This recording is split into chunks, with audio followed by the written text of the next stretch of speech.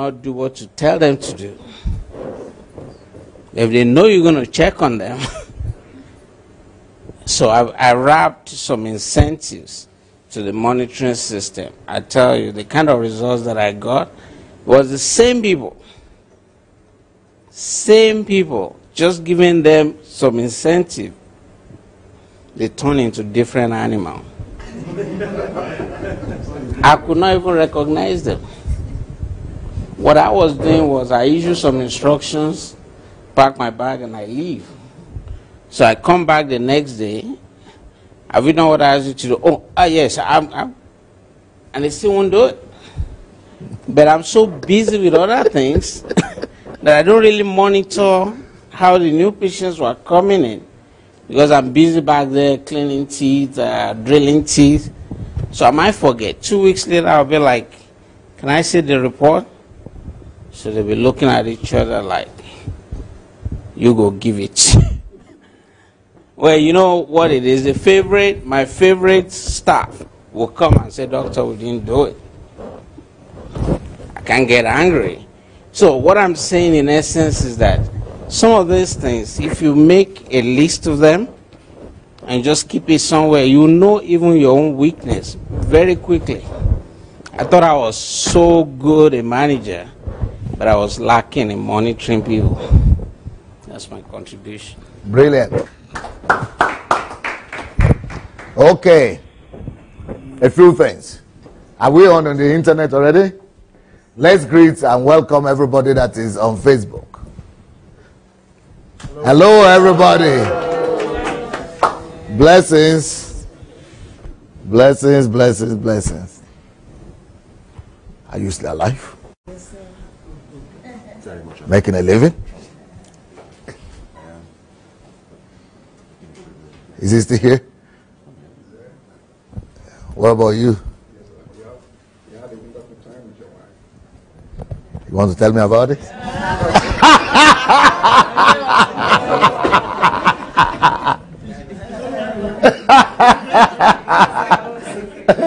Huh?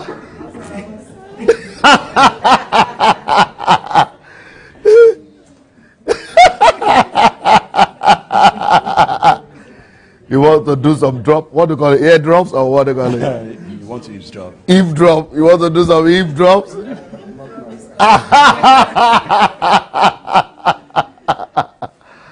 Few questions. Number one question: are you people alive?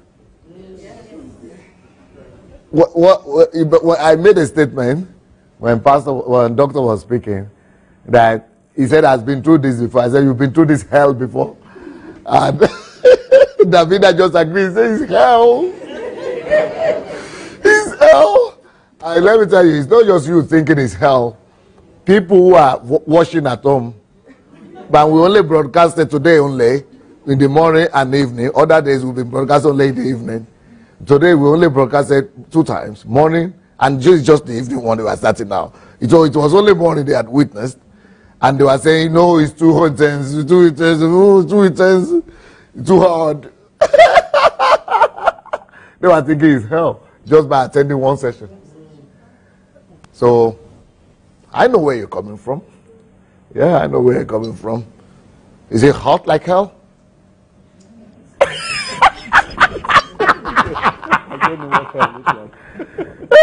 I'm asking David that I was to say,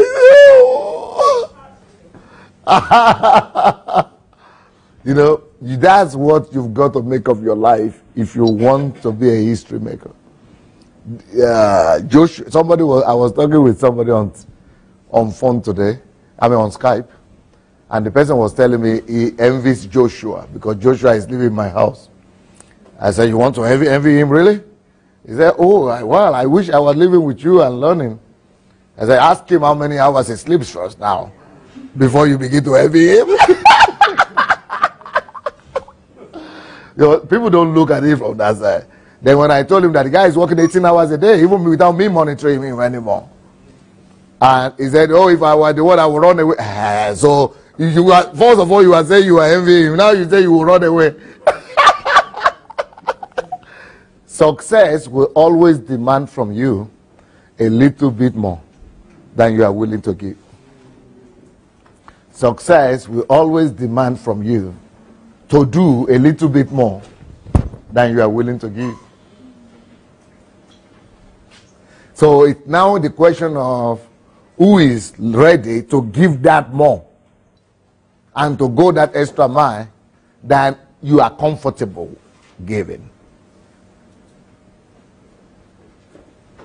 Success will demand more from you than you are willing to give. So that's number one question. Are you still alive?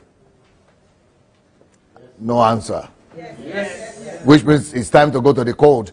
No. Well, if I don't get any response, I need to wake you up. I need to wake you up somehow. So I'm saying, are you still alive?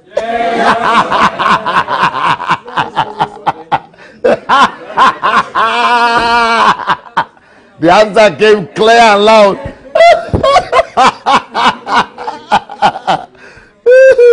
Number two, this thing about the code, is that the confirmation of what Dr. Shorunke just said? I gave some incentives. And they turn to another animal. Just like I said, let's go to the code, and you turn to another animal. It became loud and clear. Your responses. Incentives are great stuff. People don't always do what you expect them to do or instruct them to do. They do what you will inspect. What they know that you are going to inspect. Okay, not what you expect or what you inspect. So,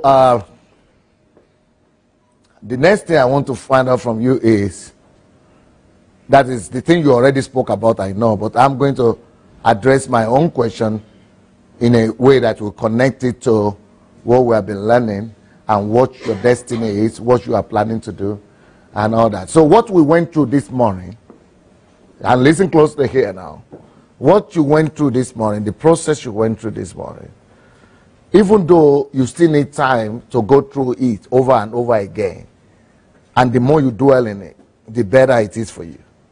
So you still need to go, and yeah. So, but do you sense that there is a jewel here, there is a diamond somewhere here? Yeah. You just need to sense and intuitively pick it up that, I'm laying my hands on something here. Who feels that? You all feel it. Huh? But now it's at the tip of your fingers. You can feel it at the tip of your fingers. If you explore, if you will really dig deep, you are at the verge of some great discoveries, even about yourself, about life, yourself, about your destiny. And you are holding, you are holding in your hands what 99% of people living in our own planet Earth don't know.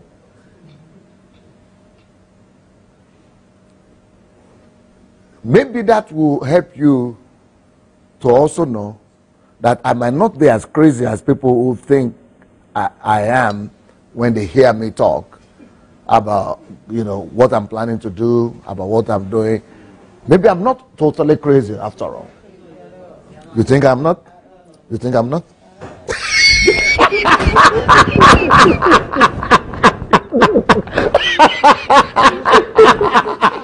It's interesting to know that she thinks I'm not.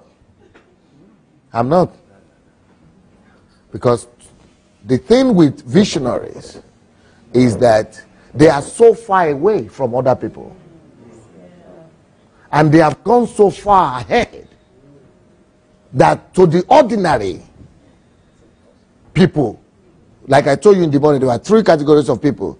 Those who are living life, who are just living, as they say. For those people living life, they are not normal. And that's why I wanted to find out, are you really sure I'm normal? You are. If you feel that I am normal, it means you are catching up.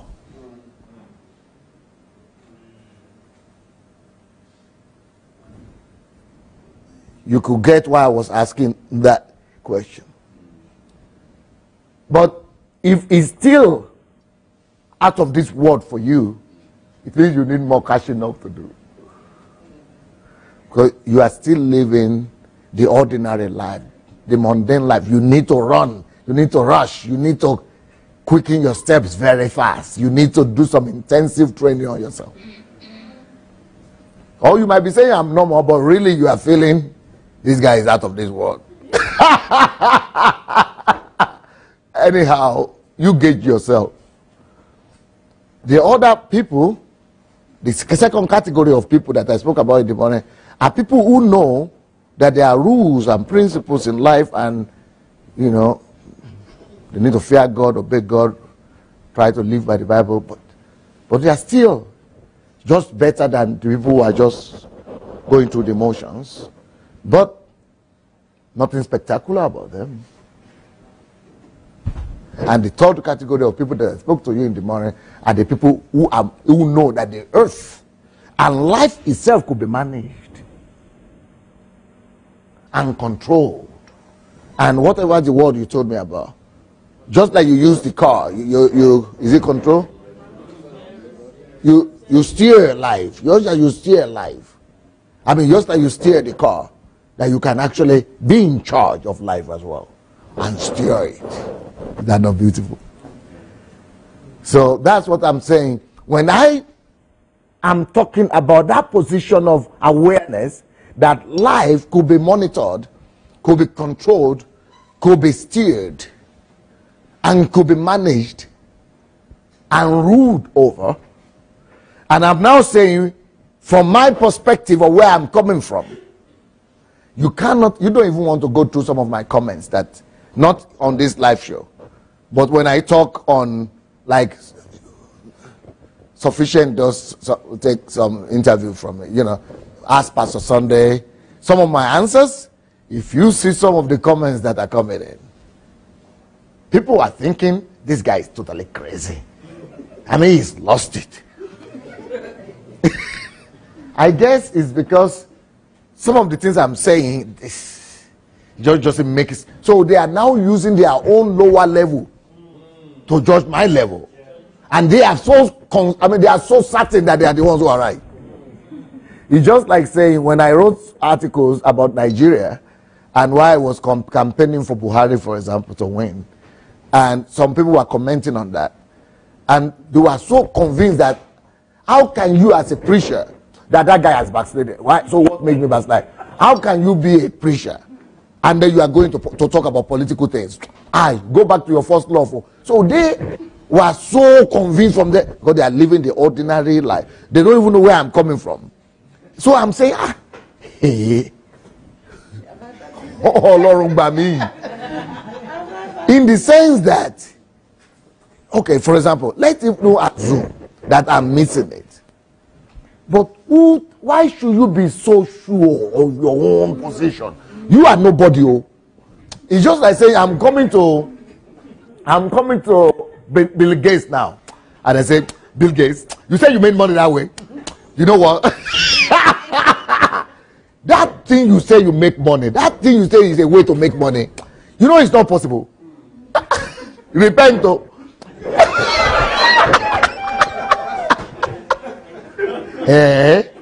So he will say, what, in the first place, who are you? How much have you made?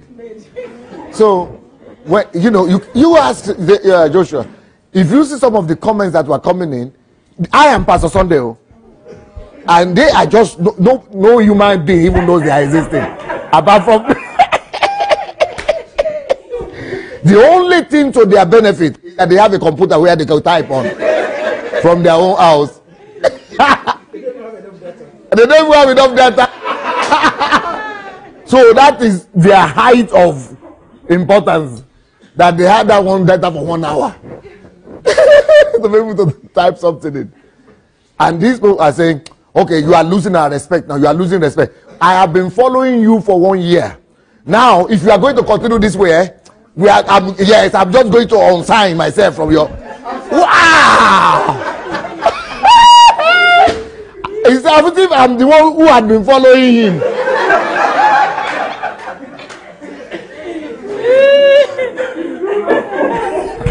Some people are confident, though. Some people are both. It's just like some people come to my platform, my own platform, where I'm just doing my own thing. You know, I didn't go to look for them. Even if they come, I don't even know who they are. So they now come and say, Pastor, you need to change this your position, because if you don't, I will just the people will look, as if that your presence is what is fitting me.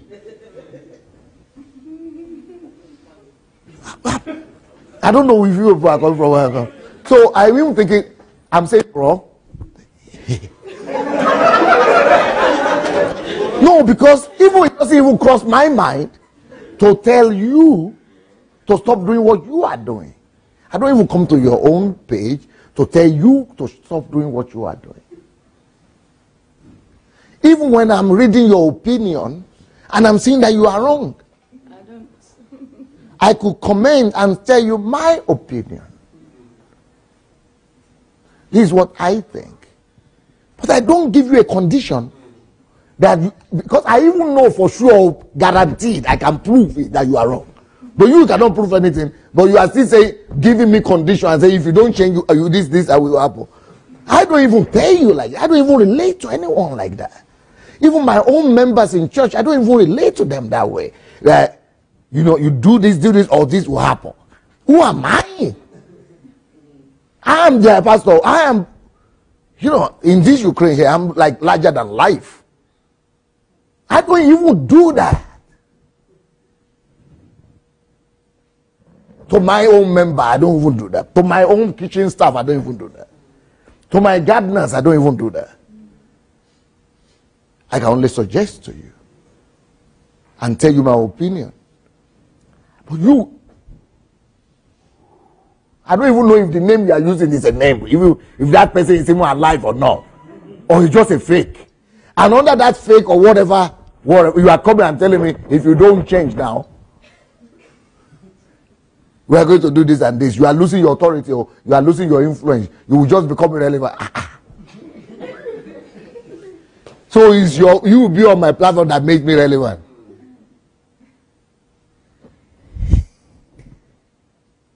You can use it that's the only thing that will come out of my mouth is what my mother, my old grandmother used to say,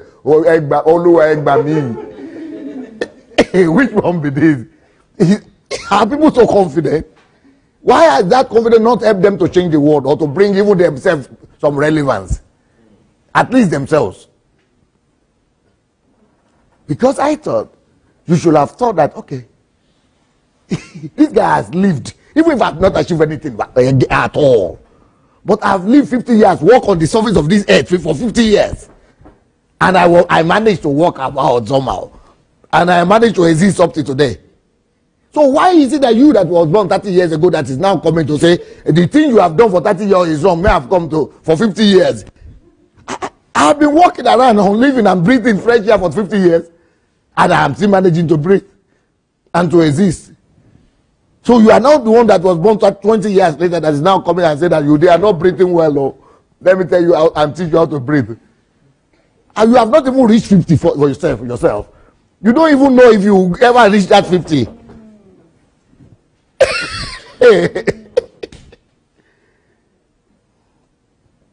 But I think this is probably possible only with Nigerians. We are exceptionally gifted.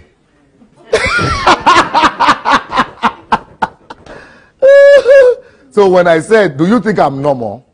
It is possible that it might appear to you that I'm not normal, which is legitimate. I believe that for 75% of people, anything I do and say is not normal. And I respect that. But they should know also that the fact that it appears to them as abnormal doesn't necessarily mean I am the one who is wrong. But our people don't like to give other people benefit of the doubt. Could you doubt yourself a little bit? And say, in case, especially since this man has got some track record, and you don't have as much track record. Maybe he could be right. Suppose he's right. Well, at least at worst, why don't you just leave him alone and say, okay, let him go his own way, let's see. Or let time tell. Let the result tell. But for you to just come because I don't understand, it means you are wrong. So I'm writing a book now. Next year, early next year, I'm going to release the book. And the book is going to be called Pastor, Face Your Calling. Because that's what they were telling me. Otherwise, you will lose relevance. Pastor, face your calling. But if I face my calling, this thing I want to show you today, I will not be showing you. And today I want to show you my plans for Nigeria, for the whole, total, and absolute, holistic transformation of Nigeria. Somebody is saying, how could you talk like that? But there are government there, there's president, governor, there are politicians. I don't care who is there. I know what I know. I am not responsible for what they know or what they don't know. I know what I know. So even though it might sound crazy for you, but just wait now. Let me fail first.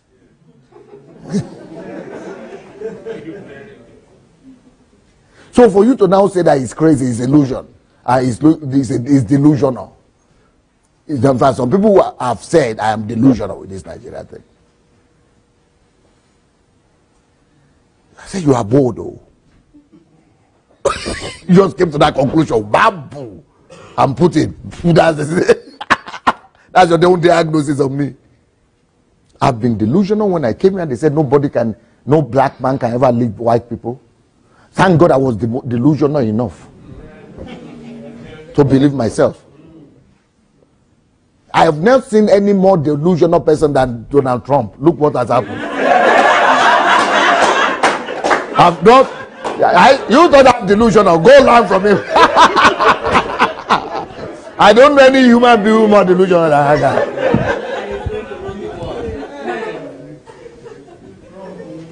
Maybe it's delusional people that rule the world, though.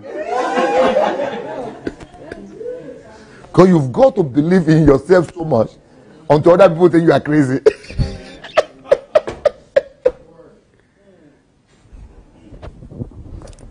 So, today I'm going to be talking to you about Nigeria. And I'm going to present to you a system. I've told you how to build systems. Now I'm going to present to you, this is not a system yet, but a preliminary, preparatory system that will make you to believe, that will turn you to a believer, that Nigeria can be fixed. The only thing that will stop that is probably if God himself stops me or takes me home.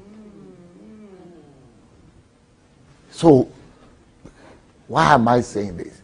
Because of what I know. In fact, I'm even hesitating to talk now again. Because I'm just thinking, why should I even talk? Maybe I shouldn't tell you anything. Let's just wait and see.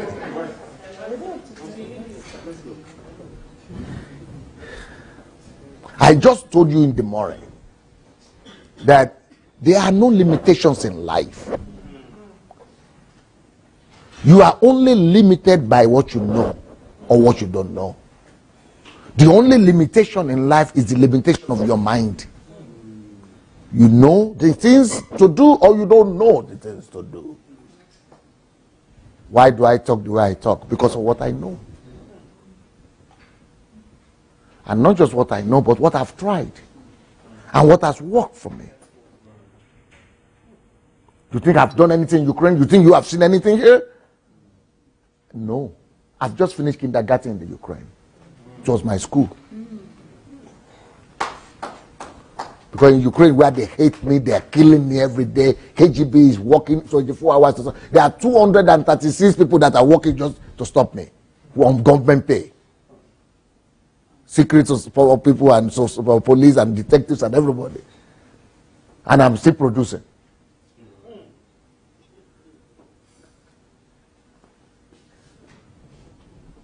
So, but by the time I am in a territory where I can do what I want to do, you know, even despite that,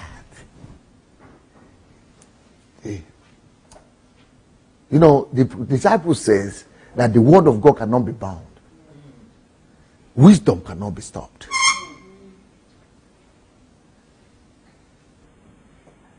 And grace cannot be limited. Do you know I don't even go to preach in church? I go once a month maybe. We have 40 churches. I don't even know where they are meeting. In Kyiv. And I'm not talking Ukraine, no. That one is 400. I don't even go there. I'm talking of the city of Kyiv. I don't even go. I don't even know where the meetings are. And I'm the senior pastor.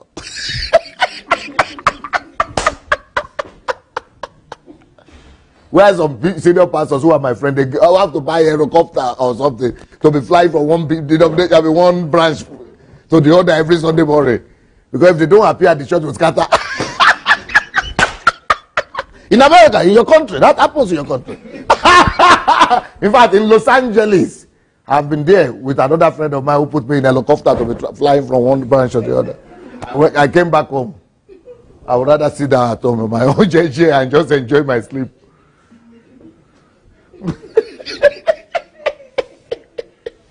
Can you imagine they put you in the helicopter?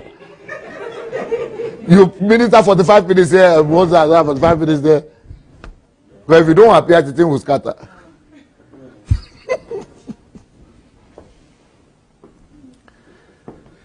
Okay, so I hope I could turn you to believers that there is hope for Africa. There is hope for Nigeria. I'm going to show you a little bit about some of the plans that we are putting together for Nigeria and what I'm planning to go and do there. A lot of people are afraid now that I'm coming to steal church members.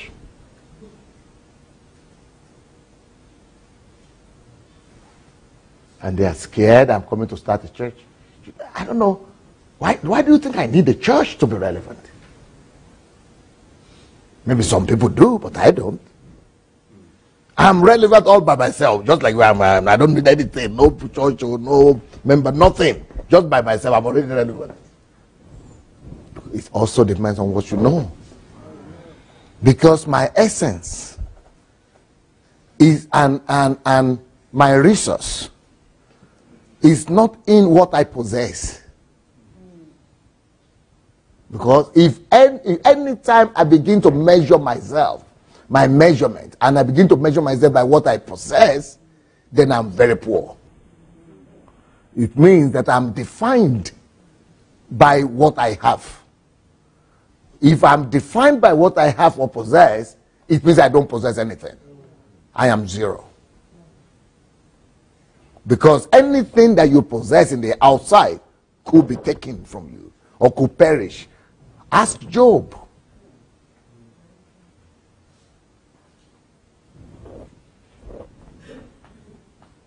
So, if it is that is defining me, then I'm a poor man.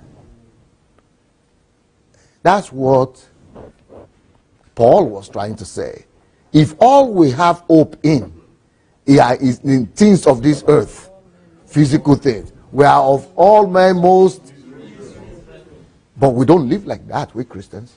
We are rather striving to have the things that he said will make us miserable.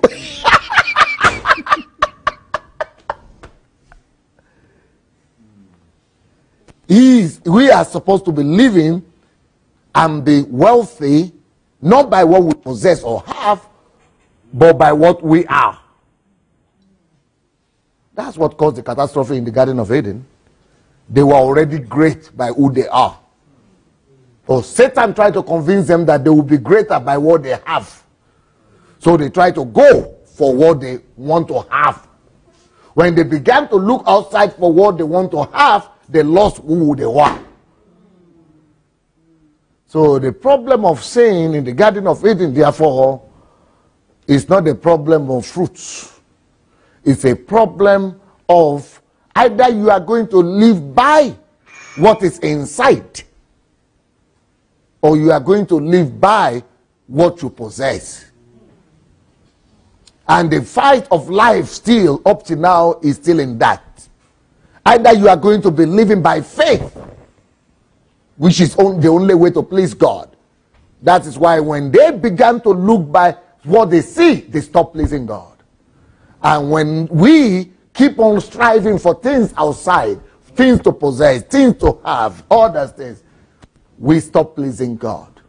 But when we begin to live by things we know, things we are, inside knowledge, the capacity we build in us, we make him happy. So when people, even who are pastors, are thinking, I'm coming to gather members, they need to know this guy. They need to know this guy. Those things don't define me. I have not allowed myself to be defined by them. I don't need to have a church to be defined, to be wealthy, to be significant. I don't need money to be wealthy. I never have money. You know, people who know me, they will tell you, I'm always empty pocket. I'm always empty pocket. You see? It's always empty. Never. I'm at the mercy of God. Everything I'm hearing now is because somebody gave me. I never buy anything. This one, even underwear, somebody has to give me. Anything I don't have, it means I don't need. Why? Because I live from inside. I live by faith. I live by knowledge, by what I know, by assurance, by walking in the invisible. That doesn't mean I don't have resources outside, but I don't depend on them. It's just like this house now. Do you think I'm aware I have a house like this? 2 houses. Do you think I'm aware I have it?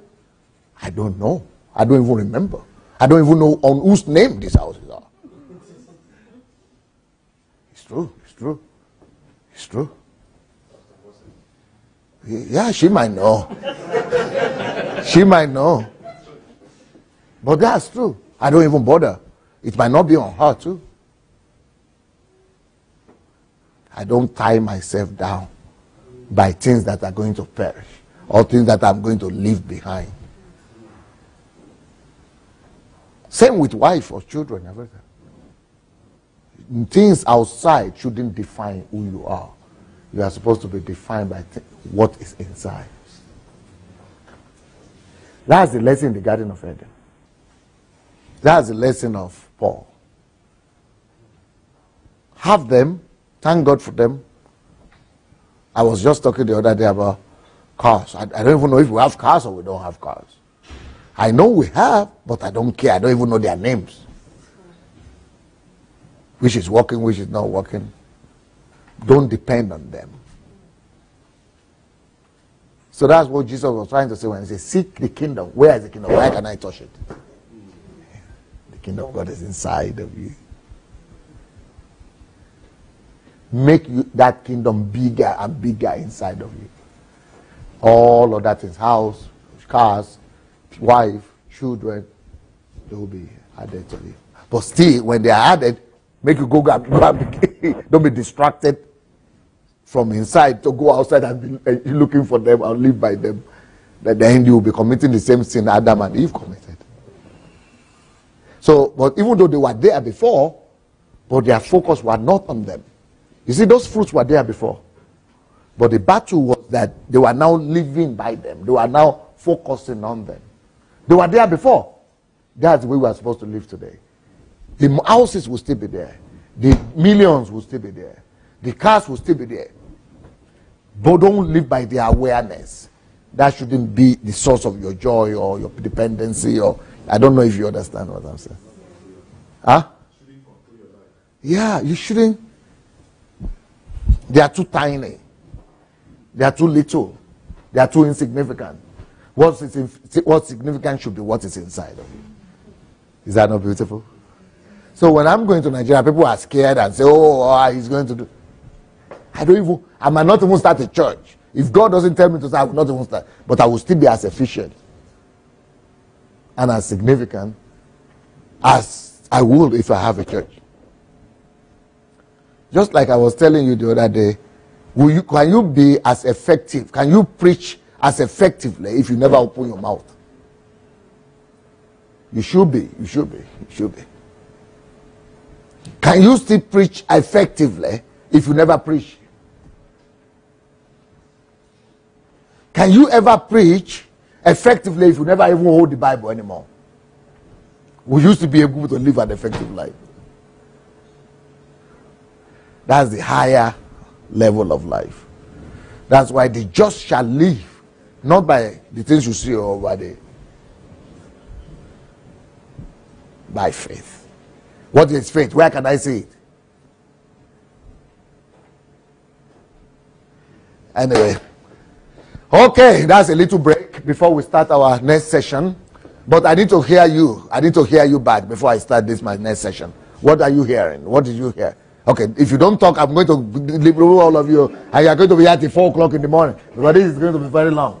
So who is going to talk now? What are you hearing? What are you getting? Okay, then stand up all of you. Anyone that wants to sit down on time should be the first ones to come out. And until you speak, you don't sit.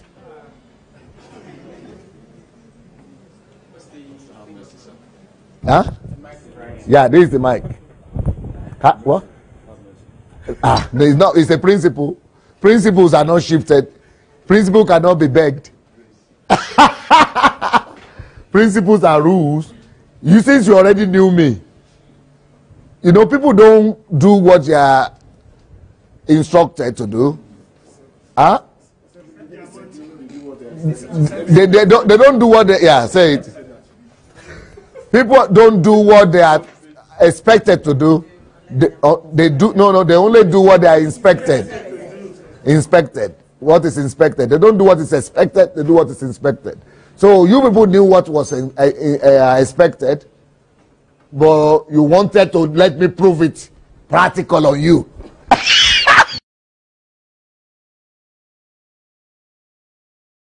Work for you. So you didn't do the one that was expected when I say come out and talk. Oh. And I say if you don't come out and talk, that the other rule will take place. And that's how I'm teaching you how you should work with your people later on. And how you should work with yourself. If you want to be a history maker, you must be faithful to principles. Principles are more important than you. Because you will not be here, principles will still be here. And when you give your word, when you speak your word, you must make yourself a slave to that word. You must make yourself, the word should never change. The principles should never change. You should bend yourself. You should become a slave to your commitment, to your vision, and to your dream. So that's why I just can't help it. It's just the principle.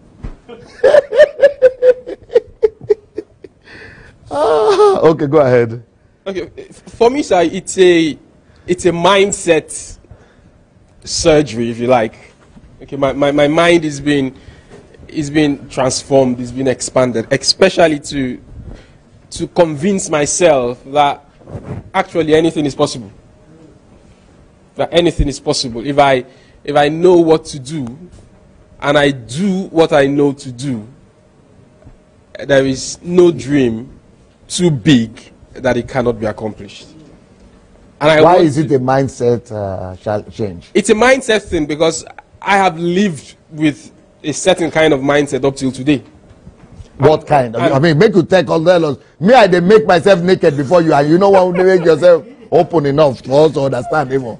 You are talking to us in riddles. Okay, sir. Are you a soothsayer?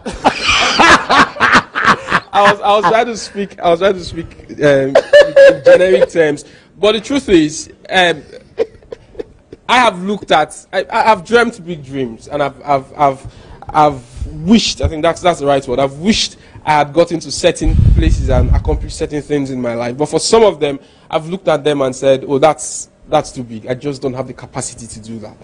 And even now, I know that some of the things I've accomplished, I know I could have done better.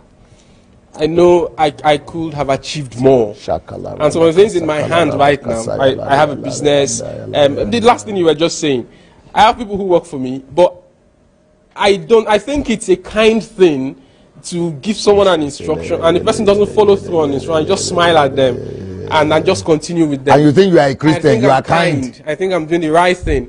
No, it's wrong. I'm learning that. Okay, and I'm going to see something different. So I'm learning. So that's why I say it's a mindset. You have to put efficiency above leniency. Yes. Yeah. Yeah. So that's the mindset that needs to change. And the assignment for me is to not leave this environment and go back to where I was. It is to do everything I need to do to continue to think like I am thinking. It was Facebook, so normal idiot. So can you understand how to Kagda bude visit? Yes, the visit Eliza Maraj was a Tony understand how I know bude samosa boys a puskas. Yes. I was saying the challenge for me is to leave this place and continue to think like I am thinking now. Because it's easy in this atmosphere, in your presence, and with all of us here challenging ourselves, and we're all hyped, and we're saying it's possible, we're going to take the world. Well, you go out there and you begin to say some of these crazy things, and the 1,000 people around you are saying this guy has gone nuts. Yes. So the challenge for me is to go out there and not let the norm, okay, the general mindset to make me begin to think like them. Yep. Thank you. What I learned, what I gathered is that we have to live from within. Louder, please. We have to live from within rather than... You've got to make that apply to your own dream. Oh. Of course. Don't just repeat what I say. No, of course. Okay. Yeah. So, yeah, we have to live... we have to live from... Are you talking about we or yourself? Well, I have to live from within. I have to live from within, and I shouldn't, like, attach myself to the physical things that can perish, because those things, they're going to perish, but it's what's inside of me that's going to bring value and change things. Yeah, I was also going to talk about that, but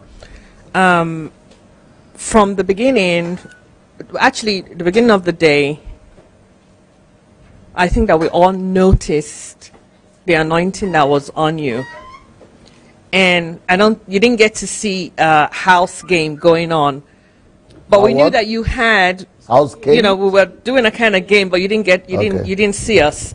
We all had the feeling that what you were going to give us today, you were talking about, do we feel like we're touching the treasure? Do we feel like we have our fingers on the treasure?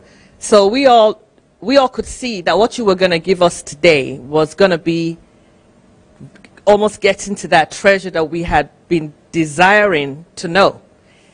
And so when you came in, you were asking us questions, you were doing all that, and we were actually fighting with each other like, cut it short, because we knew that you have something great for us today.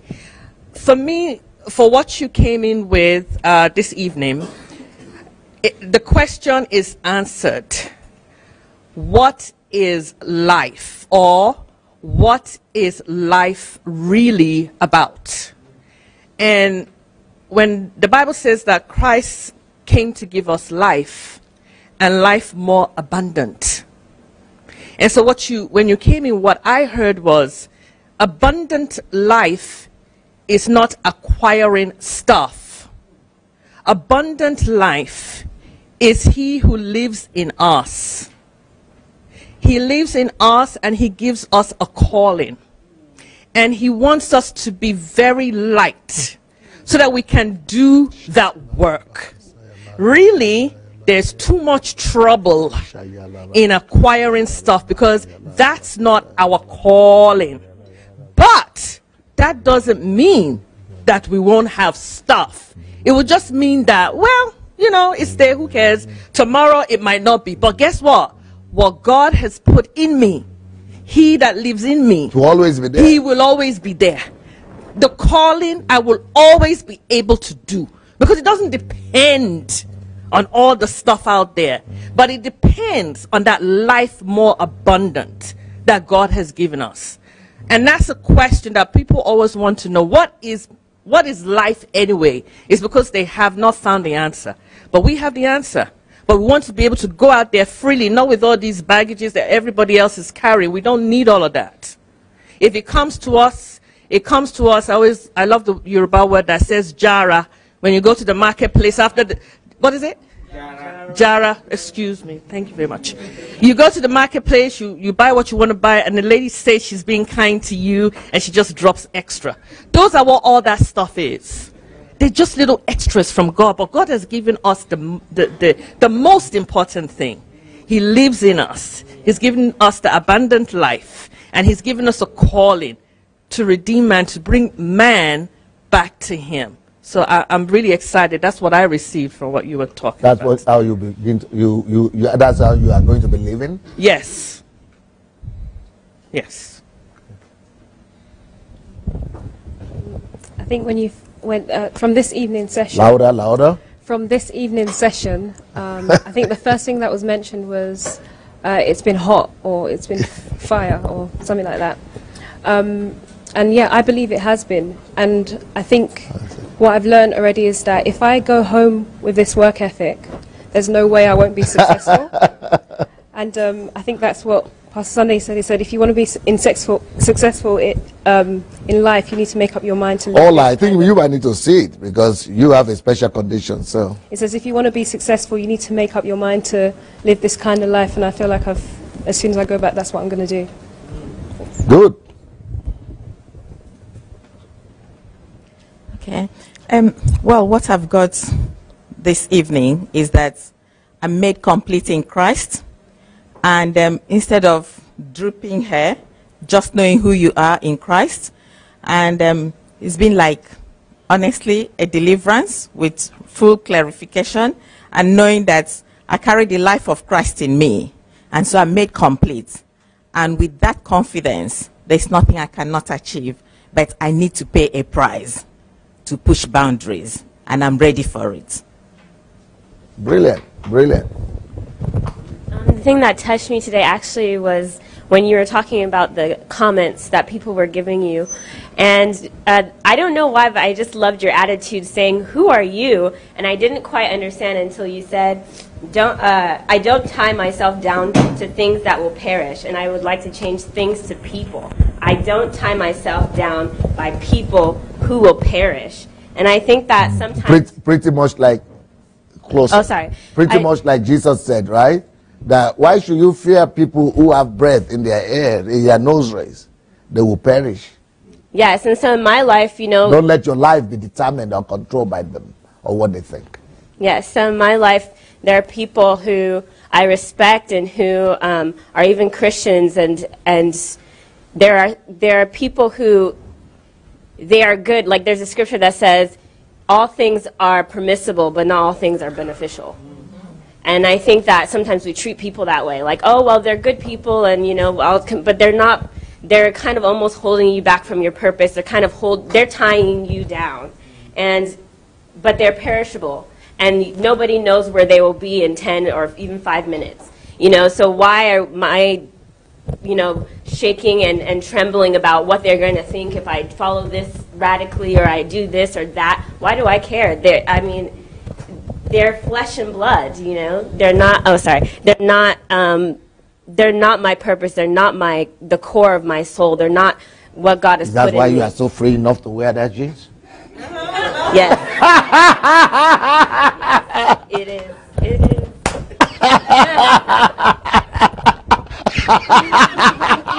No, you didn't finish yet. Finish.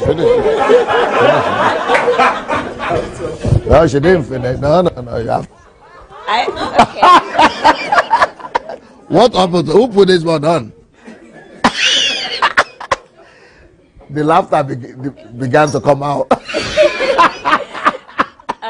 Well, okay. In conclusion, I'm not afraid. I'm not afraid anymore to tell people, hey, I'm not going to do this, even though it's good to do. It's not beneficial. It's not pulling me towards my purpose. So I'm not going to be afraid to do that anymore. It's actually almost, you know, 2 in every 3 person in the world is always concerned about what people will say. Maybe they are family members, maybe they are acquaintances, or maybe just general public. So 2 in 3 are afraid of being totally radical.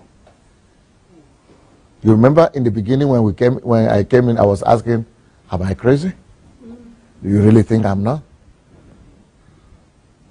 People are afraid of, maybe people will think they are crazy. People might be intimidated or ashamed of being called crazy. Maybe you are. Maybe you are. Will you like it when somebody thinks you are crazy? You see, you don't want to respond. I got my answer. So you don't want people to think you are crazy, isn't it? Huh? Isn't it? You see? Yeah. Not anymore.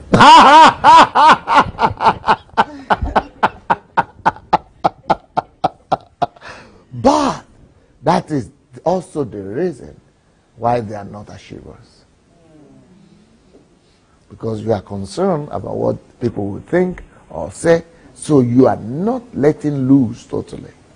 You are not completely setting yourself free to be free to soar and to be free to go to the end, to be radical. We always try to keep ourselves in the edge, you know, under the edge, or just under. We are keeping ourselves just in the boundary. But that is the greatest reason for failure.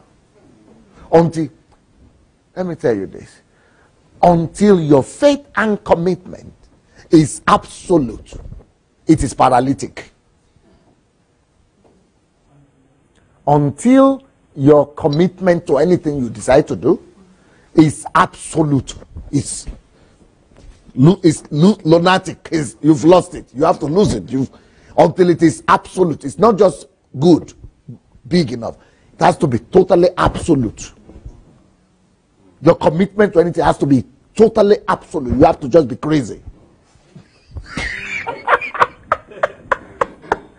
Until your commitment is absolute, it is paralytic, it is limited, it is like a crawling man walking. Like a whatever. Layman walking. So until your commitment is it's just like saying, I have a good example.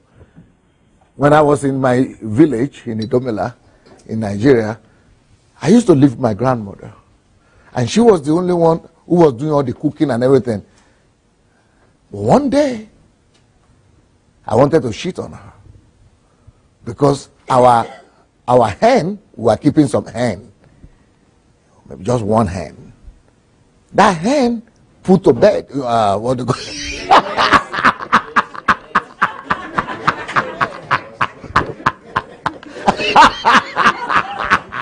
Yeah, I put some eggs to bed. Delivered some.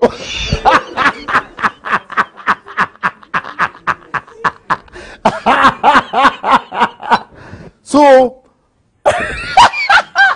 because I knew she was coming in the evening.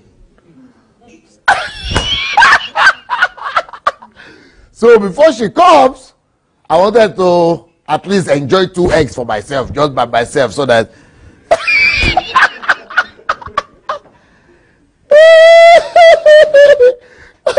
because when she comes, she always has her own plan. And in her plans, a total egg never comes to my way. I'm saying a complete one doesn't come ever. So I was so sure.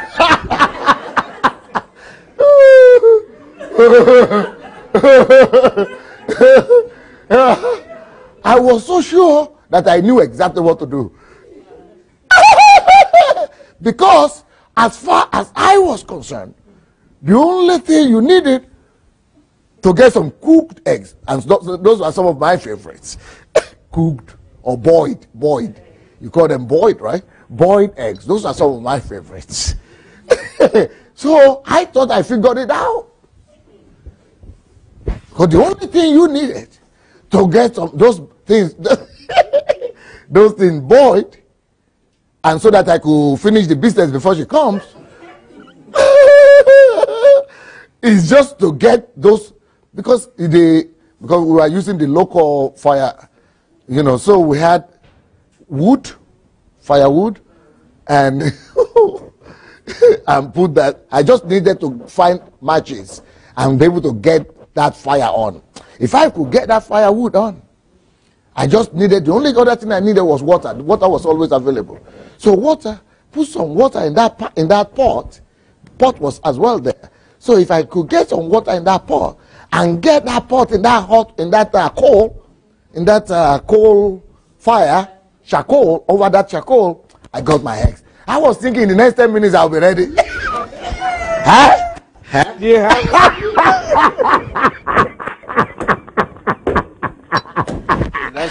I was, my mouth was totally wet. I was ready. But what I was not told, because I've seen her do that so many times before, boiling eggs in those same fireplace, with those same firewood, and with those same pots, and just ordinary water inside. There was no chemical, so no magic. I was certain it was going to work out. So I blew the fire.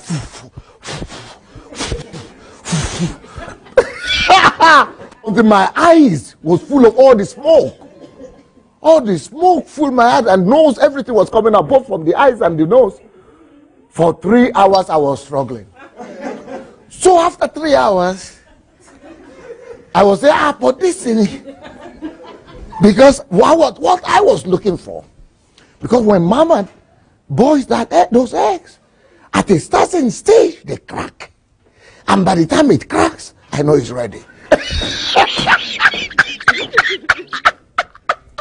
So when the shell cracks, I see inside the white thing is solid, and then that's when it's cooked. That was how I knew if the thing is cooked or not. Yes, that was the magic. So I was getting the thing for 3 hours, trying to get the fire inside so that the thing will crack. The thing was not cracking for 3 hours. It was not cracking for 3 hours. It was not cracking. So it means it was not boiled enough. So I said, Mama will soon come. Now I was going to be in trouble. So before I get into bigger trouble, maybe, just maybe, that the thing had been cooked, but this was another sort of egg that was not cracking. Let me just find out if it is boiled inside, only it was not coming out. So when I took one and I decided to crack it by myself, everything just flew out.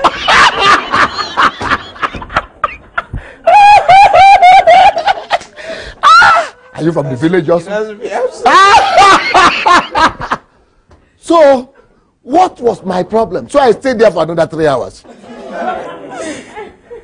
So when Mama came, I tried to clean the place as much as I could. But somehow, she knew what was going on. Could you tell me what happened? She found all the places, the things I had hidden, and even the trash box where I put. She went there and discovered it. Said, wow, she a magician. She discovered everything. But now, she just beat me and gave me a dirty slap and all that. But that was then,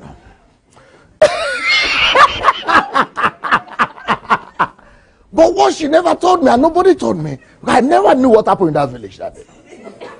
I thought it was all, because my own understanding was, it was because I stole it. So the thing knew I had been stolen, so he refused to boil.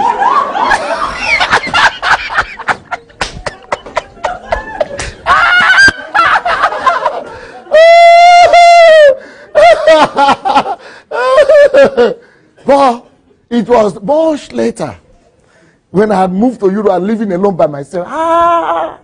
Okay. So that fire, it varies. So the intensity of the fire and the degree of the fire depends on the heat, the intensity of the heat. Fire was just what was needed, that's all. I never knew that those fire, the intensity determines the heat level. But the heat level that I was having was not strong enough to heat the water to heat like 100 degrees. So the only thing I had was like, even if I put my water, I could even put my hand inside that water a little bit like this. But if I keep it there for a little bit, it will be. So, but I just touch it like that. And I thought, but I noticed that water, it was, even if I touched it, it was okay, but it was hot now. Why is this thing not boiling? It was hot now. So at a point, I will put my finger like that. Okay, let me blow the thing more. So I was still putting it, but it was hotter than the 5 minutes before. Or it was hotter than half an hour before. Much hotter than before now, but I could still put my hand inside. But I never knew anything like degrees. Nobody told me that in the village. So I never knew. Because now when I go to, because with Mama, when she puts those eggs there for at the next 5-10 minutes, the things are ready. So why should my own take 6 hours and it's not enough?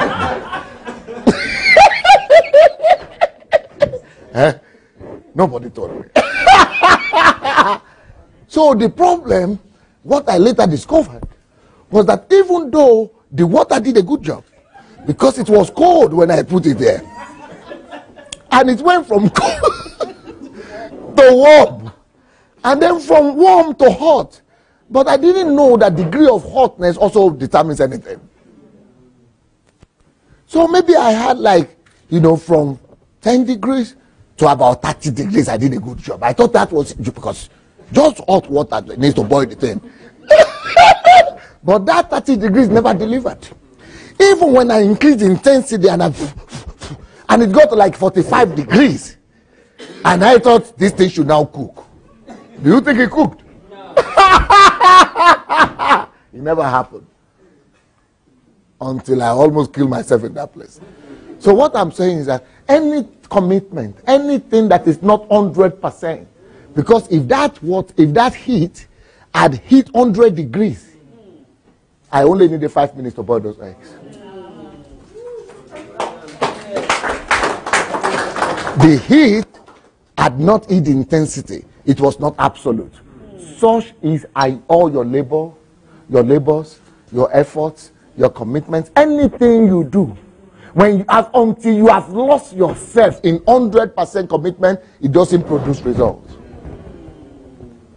You will just be struggling. Of course, it will be hot, it will be warm. It could even be hot, but it will not cook that egg. You will just not get the result you desire. So anything that is not 100%, any commitment that is not 100% in this kingdom is paralytic. It's just like a woman that is pregnant. If you've ever been pregnant as a woman here, because I was there one day when my wife gave birth. The water could have gone, but you still need to push. So, it will get to a place, you ask the woman, they will tell you, it will get to a place that you are tired, you don't even want to push anything again, you are even ready to do anything you want to do. Maybe if you want to kill me, kill me. If you want to remove the cut up, if you want to remove anything, do anything you want. Just, you are tired of pushing and pressing, and you just want to give up. You don't want to do anything. But you think, even though you are tired, you think the process is being stopped by that, or is hearing your tiredness or anything. You make you tire, or cry, you shout, you don't want to, you want to, until the thing is totally absolute, until you have gone through the push and the process is open. Totally, that child will not come out. And you know what normally happens? One common denomination is that a baby never comes out of a mother until she had given more than she is willing to give. Until she has done more than she is able to. When she's ready to give up and say, I cannot anymore, that's something just come up. Success will always demand your absolute total commitment. It is when the commitment is absolutely total, then you filter the fruit. Fruit doesn't come out of a woman, and fruit doesn't come out of any effort or any commitment or any faith until it is absolute. That's it.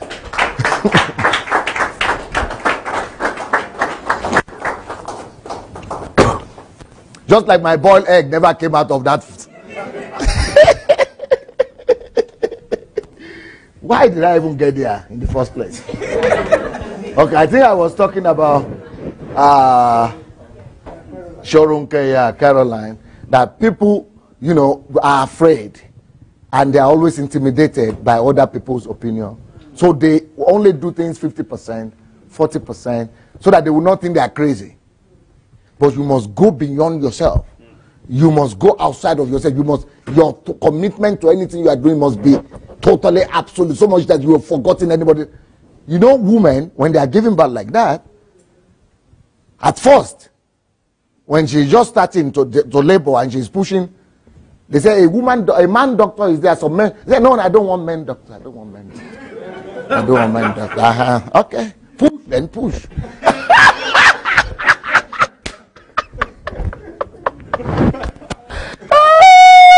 By the time she pushes, like another 2 hours, and all the stress is living there. She said, but the main doctor is the head of the something, he's still here. He said, I bring any one of them. All of them, even let them come. Don't make the thing, remove them. She doesn't care. Men, 4 men, 10 men, 10 8 men. The man will come and put hand like that. You don't even care anymore. That is when it's absolute. Absolute commitment. You see, so what I'm saying is that until you are committed to your goal, to your passion, to whatever you want to do, so committed that you don't even care is a man or female, you don't even care for their opinion, you don't even care who is seeing you, who is not seeing you, what they are saying, what they are not saying, you don't care, you are so committed to getting results. Let the whole world be laughing or smiling or anything. Until you are so committed like that, you are not ready to see the fruit. Are you following me? That is the principle everywhere. It's true for the woman who is giving birth. It's true for the bud that is coming from this, from the flower that is coming from the earth. It's true for anything. It must be absolute before a fruit is possible. Okay, make a seat. Let's do Nigeria.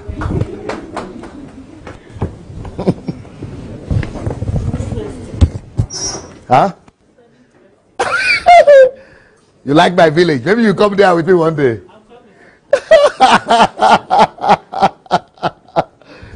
Those are Idomila village stories. Idomila village stories. That's how we glorify Idomila right there. Okay, let's put the light off.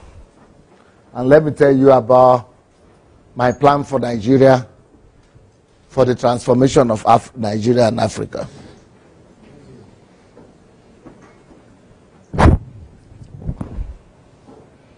All right. You have the microphone there? Okay. Okay, we see now that here you have... Okay, go ahead, go ahead. Vision. No, don't worry. Go ahead. Okay. Go ahead. All these are my strategies, and they are too complex for you. The system, this one not be the system, is a little bit more complex than the one I taught you this morning. So I don't want to confuse you, so go ahead. Go ahead. It's also too complex for you. Go ahead. Okay, this one is easier. This one is easier. These are blocks of spheres of influence that we must penetrate when we go to Nigeria. Okay, go ahead. All right. So this is just a preliminary draft. Summary. This is just a summary of the plan. Go ahead. Okay, now we are starting here. There are actually 775, I think. Oh? Okay. But anyway, it doesn't matter. Let's say we have this amount of local governments in Nigeria, right? 774. Local governments. Now, for those who are not from Nigeria, we have central government or federal government.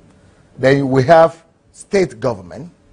Then every state government have what we call local government or districts. Are you understanding that? That is the lowest form of government. The closest to the ordinary people in the village. So each local government will have like a town or 2 towns if they are lucky. Towns.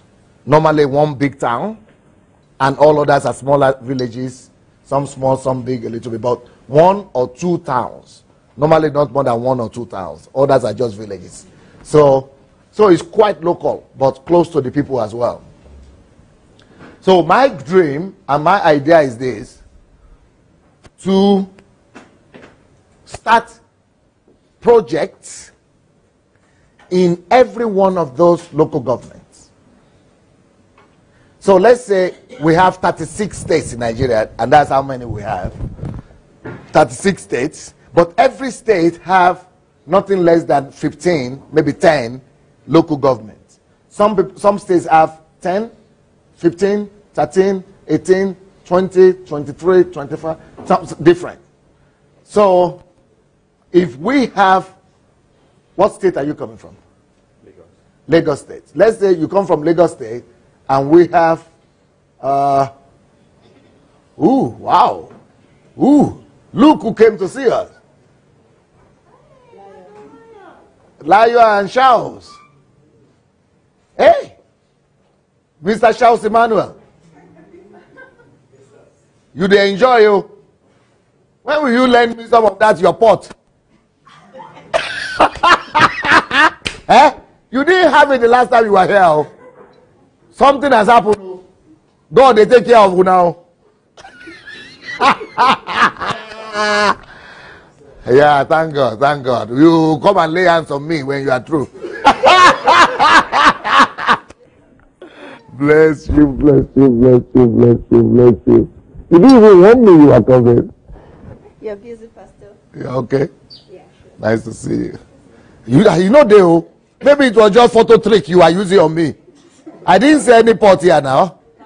Did it, because from when you are far away, you use some photo trick like that, or what is it, film trick you say? I can't see any pot anymore. My own is even bigger than your own. Maybe I'm the one to be laying hands on you now. Take care. Welcome. Thank you for the pleasant surprise. Okay, where did I stop? Okay, let's say you come from Lagos State. That's one state.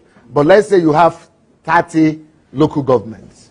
So if I'm going to start projects in all 30 local governments, it means I'm going to have, so Lagos State is going to have at least 30 projects in the name of Sunday Adelaja Foundation. That's what we want to use, Sunday Adelaja Foundation. 30 projects minimum in that state. So every local government will feel our presence in Nigeria. So what are the projects? How do we know the projects? We are going to find out from every local government what are the most pertinent needs, what are the most pressing needs they need in those. Let's say they need water supply in this local government, but that local government, their most pressing need is a primary school. Let's say that other local government is the road they need to be repaired. Maybe that other local government is agricultural project they need. So whatever it is, we are going to do research of every local government and determine what are their needs. Now, listen now closely. We are not, so you have 30 local governments in Lagos State. Now, we are not just going to touch every local government. We are going to say, okay, you are the head of your own local government, and you know there are 30 of them. But he's just the head of one local government. Then we are going to ask him, give us list of all problems you have in your local government. Women are staying home, they don't have job, but they need to start petty businesses. So they need microfinancing. Write it down. Children don't have uniform to go to school, or they cannot afford to pay for school fees. Write it down. Maybe, what are the other things? Crime. You need security. Write it down. Maybe you need cooperatives. Write it down. So he writes down all the needs of his society, and our goal is this, to start from 1 to 100 projects just for that local government. Not 1, not 2, not 3, not 10, not 20, not 30, not 40, not 50, as much as 100. If they don't have as much, good. But if you know, we are ready to commit 100 projects to a local government.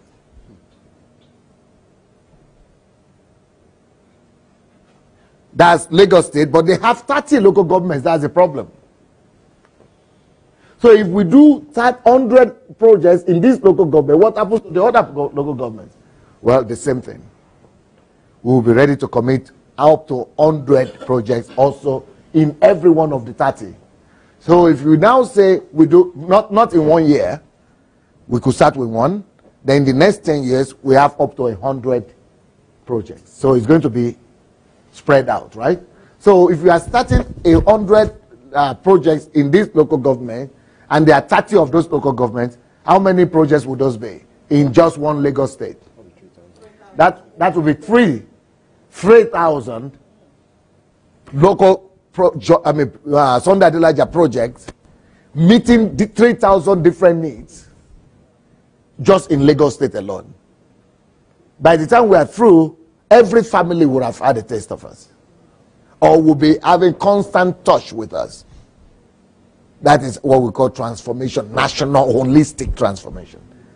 That is going to be more intense than what the old government of Nigeria has done since independence. And now, think about it. We have such local governments. We have 774 of them. Multiply that by 100.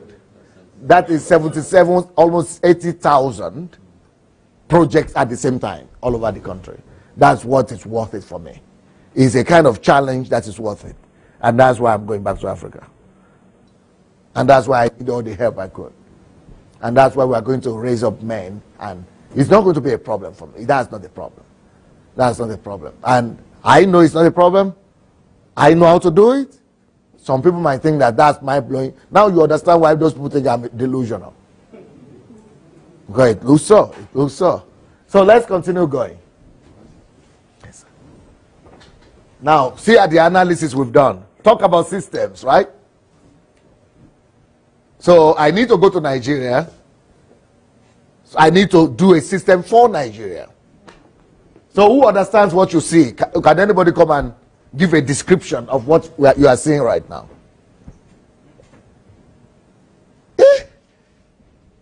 It's too confusing for you, right? Give the microphone. In Abia State, the population is You have to stand this way so that they will, yeah. In Abia State, the population is 3.2 million. There are show them where the population is. Okay. There are 17. So the first, tell them the first table, the first column. Yeah. These are the population. These are the names of the states. Yes. These are the population of each state, all the way to Jigawa. These are the number of local governments in every state. Yes. If we do 100 projects for every local government, 17 times 100, that'll be 1,700 projects going on. No. You just missed something right there. No. Let him say it again. Repeat that and say it again. There are 17 local governments in Abia State. Good. So each local government is going to get 100 projects. Why are you pointing your fingers down? Down? Yeah, why are you taking your finger down? You don't need to take your fingers down. Oh, okay. Because if you take it down, then you go to Adamawa State and other states. All right. So there are 17 local governments in Abia. Each local government is going to get 100 projects. 17 times 100. Then go to the next column. That's how you get this figure. What figure? 1,700. Where? No, you are not on 1,700. You are on, okay. He's showing 7. Oh, the day is a bit late. Okay. Yeah, that's how it. Okay. That's 1,700 right there, yes. So we're going to start the project in 2017. The figures you see here, multiply it in thousands. Yes. That's the amount of the project. In 2018, the same amount is going to go. So we have calculated, including the money that's going to be involved for every local government and for others, number of projects. Then can you go through the states? In Adamawa, how many projects? There will be 21 local governments. There will be 2,100 projects. Okay, keep on going. No, just stop on the projects, but to go through the states.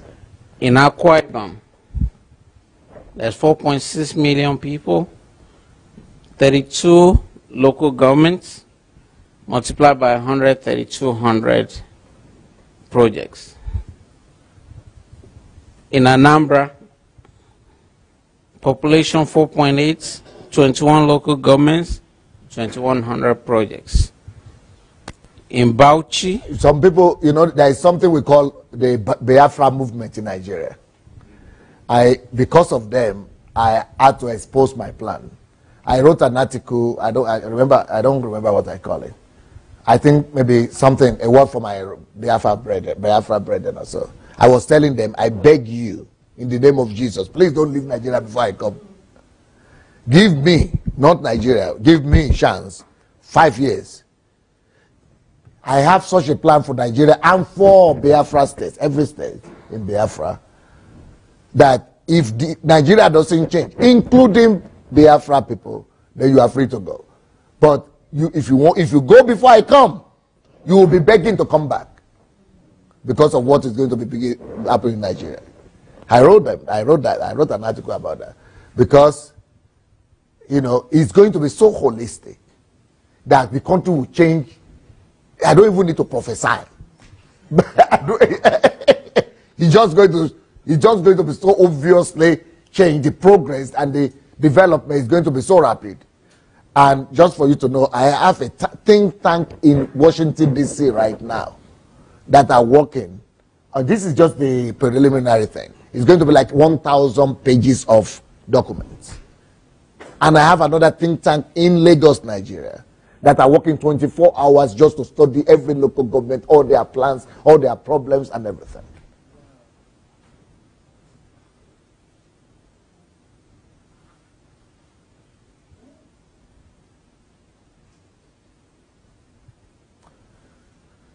And I don't want Biafra to go. I don't want the eastern part of Nigeria to go personally.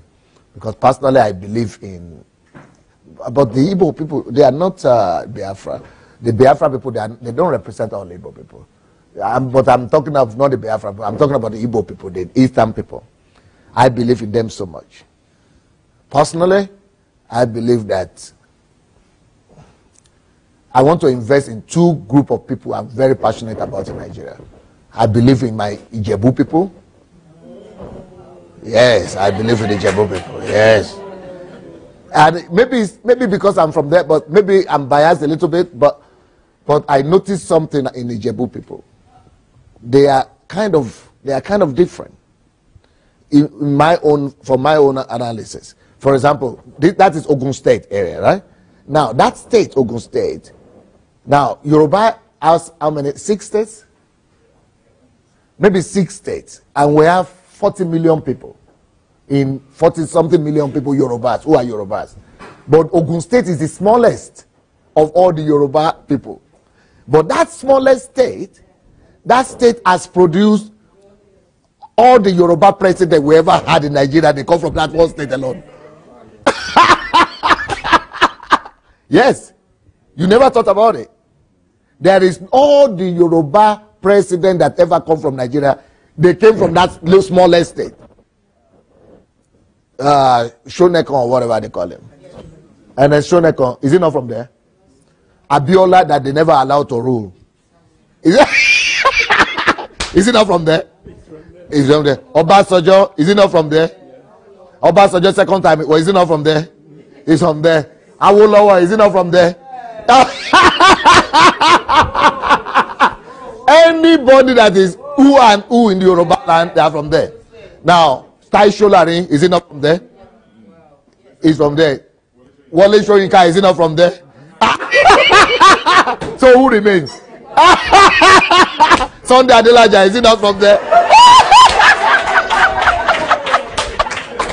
So there is something that the richest black man, the black Nigerian, apart from Dangote, is from Ogun State. Adenuga is from there. Oba Otedola, is he not from there? From there. Or Shubomi, what's the college? Shubomi Balogun, the owner of what bank? SCMB Bank. Is he not from there? He's from anybody that is who and who in Yoruba land. So something must be happening. So I want to go,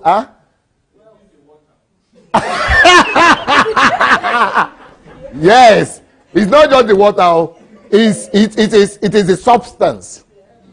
It is everything. The water, the land, and I can prove that to you scripturally and preach it to you. The effect of land where you grow up and where you walked and the food substance you eat on what you become in life. So all the mega churches they are in Ogun State. All the mega churches in Nigeria, Redeem, Deeper Life, all of them, Fire, Mountain of Fire, all winners, all of them are in Ogun State. All of them. So, and it has the largest number of universities in Nigeria. All the universities are from 20 universities are there. So.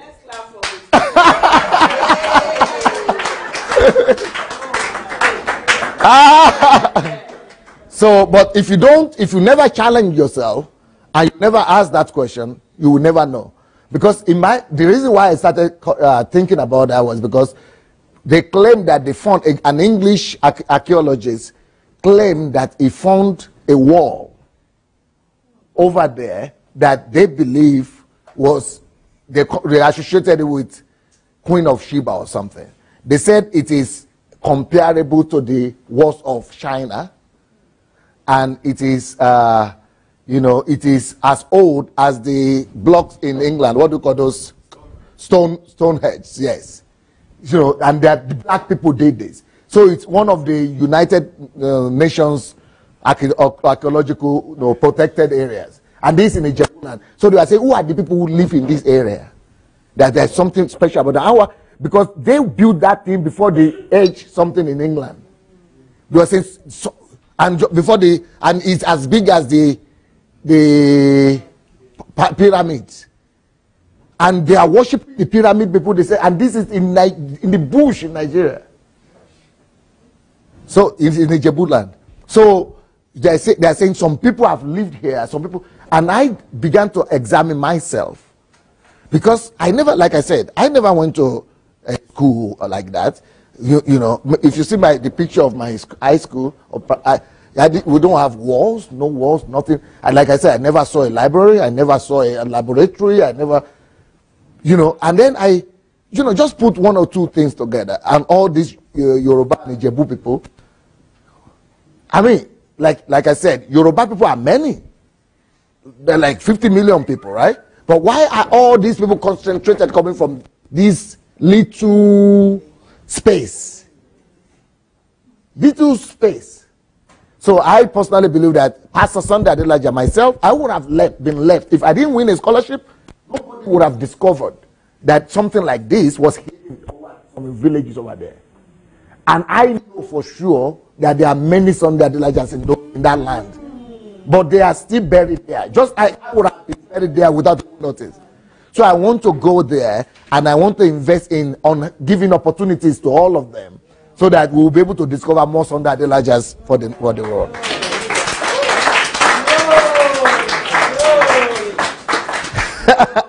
Are you from there? Yeah! Ijebu?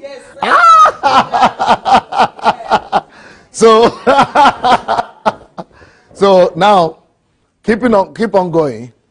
Then the same conviction that I have about the Jebus and the Ogun State people is the same conviction I have about the Igbo people.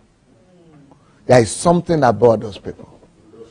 Yes, I believe in them like crazy. I want to invest as much. So those are the two. Now, there are other places in Nigeria that all of them are great, they are unique, they are talented, everybody is great.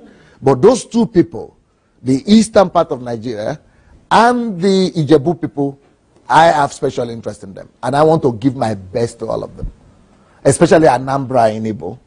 Anambra State, and Ijebu people, Ogun State, and Ibadan, Abeokuta, Ijebu, Egba, Ijebu, that Ogun State, and Anambra State.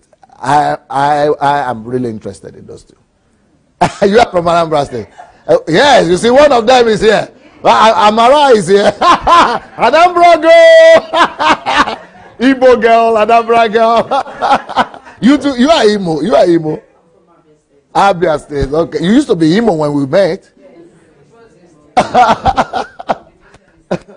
So that's why I wrote that passionate letter to I don't want the Biafra people to spoil that agenda. I don't want them to stand on the way, because I know what God would do through Nigerians and through, not just those Nigerians, but I'm going to be doing everything, the same thing for all local government, all states.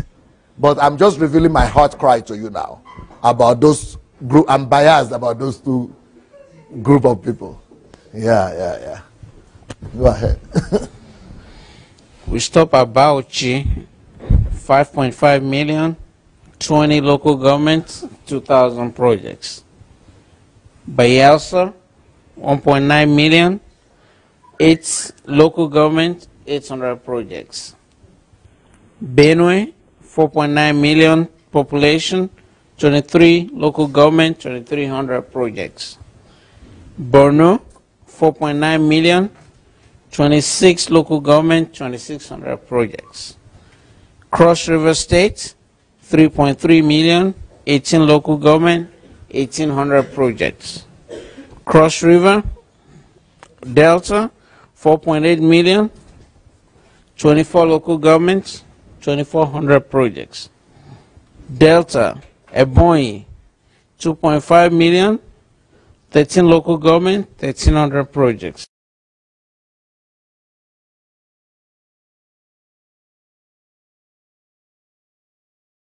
$1,800. Ekiti, 2.8 million, 16 local government, 1,600 projects. Enugu, 3.7 million people, 17 local government, 1,700 projects. Federal Capital Territory, 2.2 million, 6 local government, 600 projects. Imo State, 4.6 million people, 27 local government, 2,700 projects. Jigawa, 5 million, 27 local government, 2,700 projects. Next, please. Kaduna, 7.1 million people, 23 local governments, 2,300 projects. Kano, 11 million people, 44 local government, 4,400 projects. Katsina, 6.7 million people, 34 local government, 3,400 projects. Kebbi, 3.8 million people, 21 local government, 2,100 projects. Kogi, 3.8 million people, 21 local government, 2,100 projects. Kwara, 2.7 million people, 17 local government, 1,700 projects. Lagos, 10.9 million people, 20 local government, 2,000 projects. Nasarawa, 2.1 million people, 13 local government, 1,300 projects. Niger, 4.6 million people, 25 local government, 2,500 projects. Ogun State, 4.4 million people, 20 local government, 2,000 projects. Osun State, 4 million people, 30 local government, 3,000 projects. Oyo State, 6.6 million people, 33 local government, 3,300 projects. Plateau, 3.6 million people, 17 local government, 1,700 projects. River State,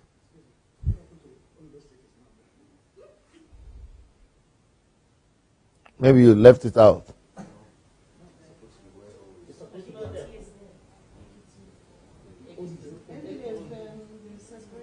Don't worry, we'll fix it, we'll fix it.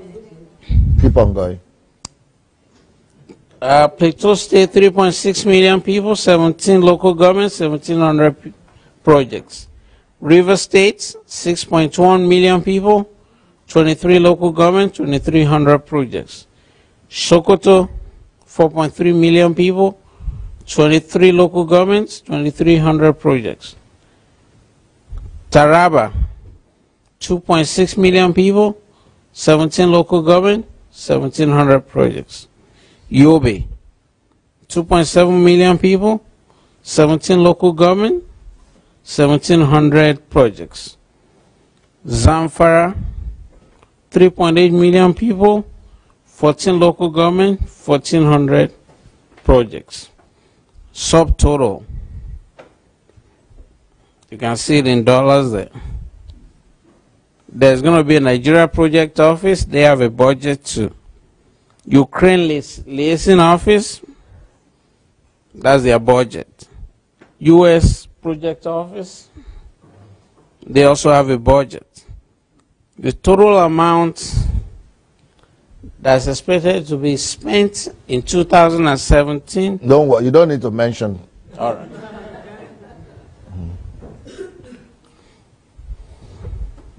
The population of Nigeria says is 160 million.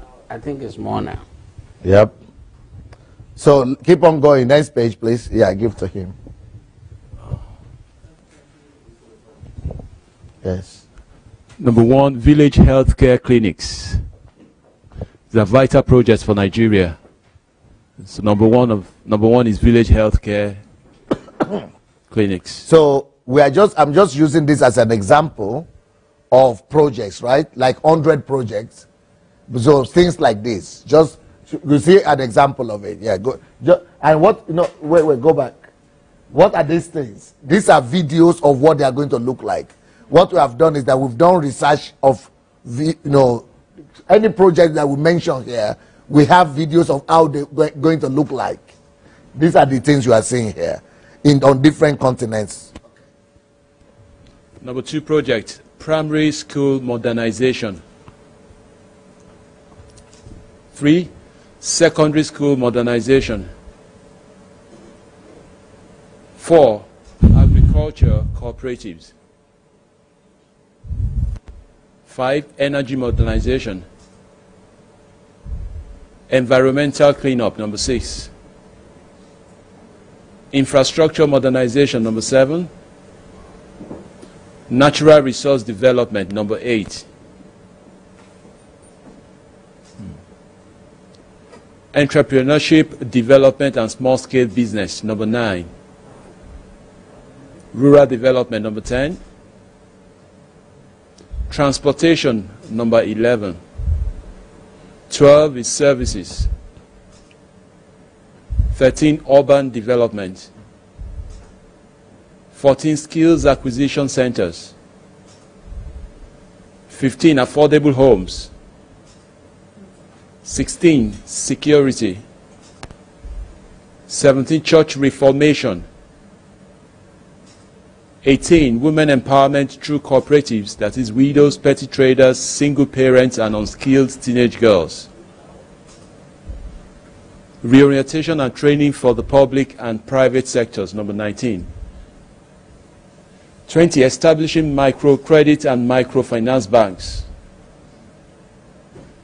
21, training for present and future political leaders. 22, feeding centers for the extremely poor. 23, rehabilitation centers for the homeless and mentally derailed people. 24, technical colleges. 25, the need for a worldwide network of TV stations and other media outlets for value reorientation of the masses. A law firm to litigate against all forms of injustice and unrighteousness in the society, number 26. 27, have an investigation company with detectives for proper fact-finding research on all matters. 28, start public debates and public hearing avenues to create a hearing for the general public. 29, history makers training in secondary schools and universities, intensive boot camp type of training. 31, libraries and book clubs. 32, symposiums, colloquiums, seminars, and roundtables on national issues. 33, work out a legal agreement with partners and co-workers to avoid betrayals and stealing of projects. 34, set up a think tank and executive teams to work on the realization of all ideas and projects and to develop new ones. 34, set up a publishing and distribution arm of the ministry for Pastor Sunday's books. Now that create questions and answers, Katerina cited. Joshua espresi. Щоб показать вопросы и ответы. После этого. Transform the books into video games, board games, films, talk show, and TV programs. 36, start a running TV program based on each group. Program where viewers are challenged to write their projects, ideas, business.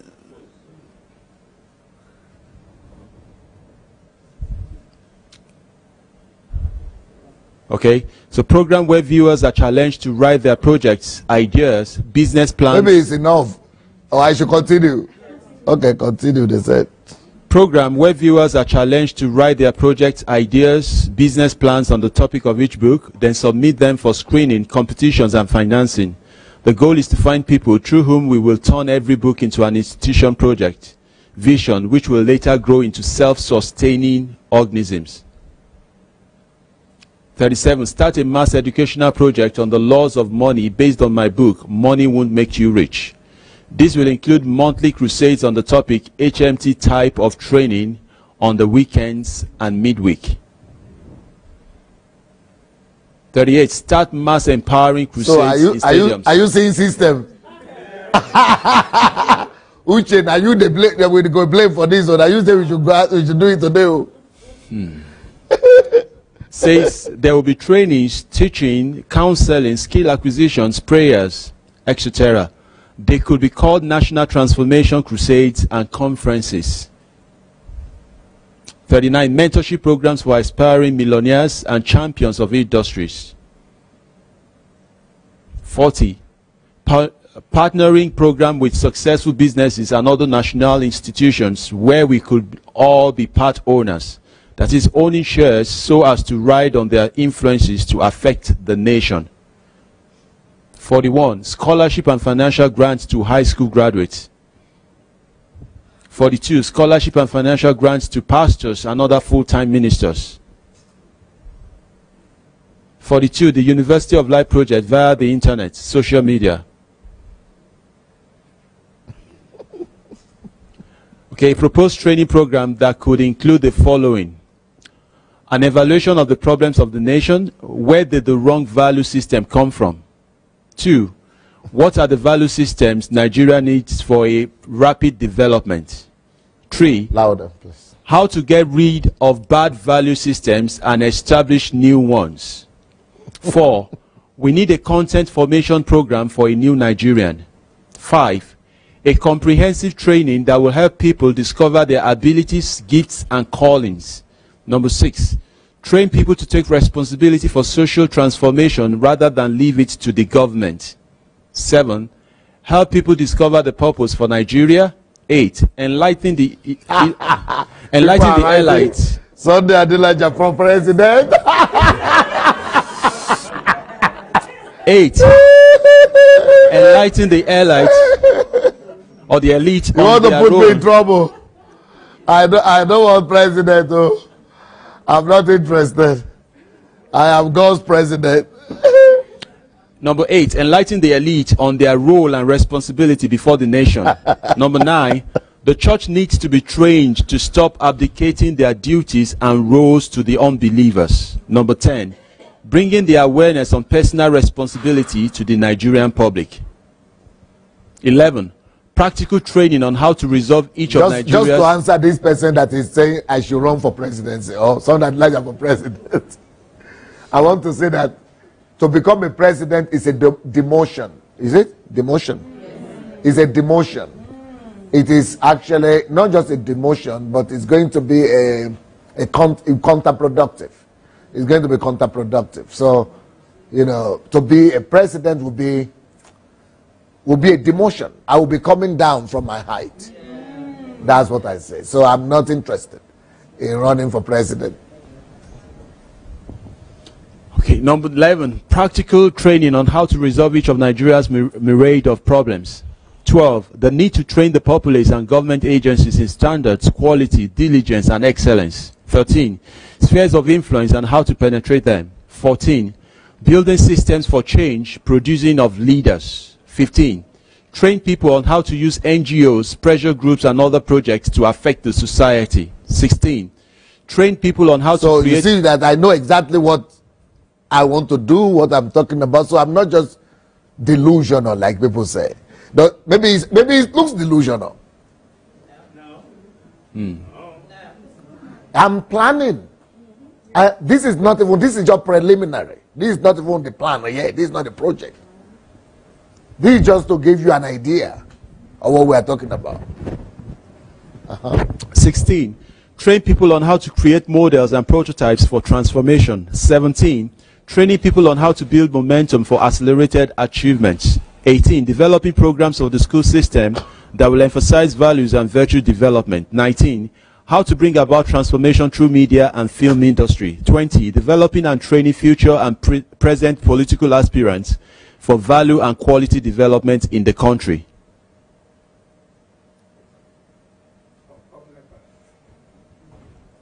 Okay. Let's put on the light. Okay, we need, we need more, sorry. Please. Let's go to the practical questions people have. Okay. Okay. Mr. Reid? Yes, please. Question 1. What is the cost involved for the people traveling with me to Nigeria to participate in the Nigerian Transformation Project? And the answer is, first of all, it will be helpful. This is all on my blog, by the way. God, go ahead. First of all, it will be helpful if people who are going with me to Nigeria have some of their own resources to fall back on. It will be nice if a person who is going will be able to afford to pay for his or her own ticket, visa, and accommodation in Nigeria. However, that is the ideal situation. I also realize that we don't live in an ideal world, which means there will be people who have the desire to go back with me to contribute to the rebuilding of Nigeria and Africa, but cannot afford the ticket, visa money, and accommodation money to survive in Nigeria. To those people, we'll be able to extend sponsorship, scholarship programs, depending on what they are bringing to the table. I realize that a person might not have money, but that same person could have expertise, skills, or ideas that are needed in Africa, which he will be willing to give and contribute. Second question, purpose of travel and the detail of the program. The purpose of taking teams with me for the Nigerian Transformation Program is the fact that, as a realist, I realize that one of the reasons why we are the least developed continent in the world today is because we simply don't have enough qualified people in our country. Let's face it, Nigeria today is only 50% literate, which means that human capital is not developed. We don't have enough skilled workers and laborers, especially those who can build a competitive 21st century economy. The developed countries of the world today rely on the human capacity of 100%. They even import from other countries to contribute to what they already have. How can we as That's why I'm happy that they elected Trump, so that all Nigerians will come back home. So how can we They shouldn't go to Canada. They should join my team to go back to Nigeria. How can we as a nation compete when we are only at 50% capacity rate? We cannot compete and build a modern economy. We have to fast track our human economy by bringing in those who can train our people to jumpstart our development agenda as a nation. Can you scroll up? Okay, yeah. Talking about 50% literacy in Nigeria, that includes those who are only literate in local languages and those who don't have more than a primary school education, which now puts the English literate people in Nigeria at no more than 20%. Hence, we need a lot of help. A significant number of these well-educated and literate people have moved abroad and are using their skills and education to develop other nations. They must be enticed back to the country to contribute their quota. When I talk about skilled labor, I don't mean university-educated expatriates. I simply mean anybody who knows how to do anything good. For example, some of the white people I'm bringing from Europe don't necessarily have university education, but they are skillful and experts in technical work. My goal for bringing the Europeans is for them to train as many Africans as possible before they go back.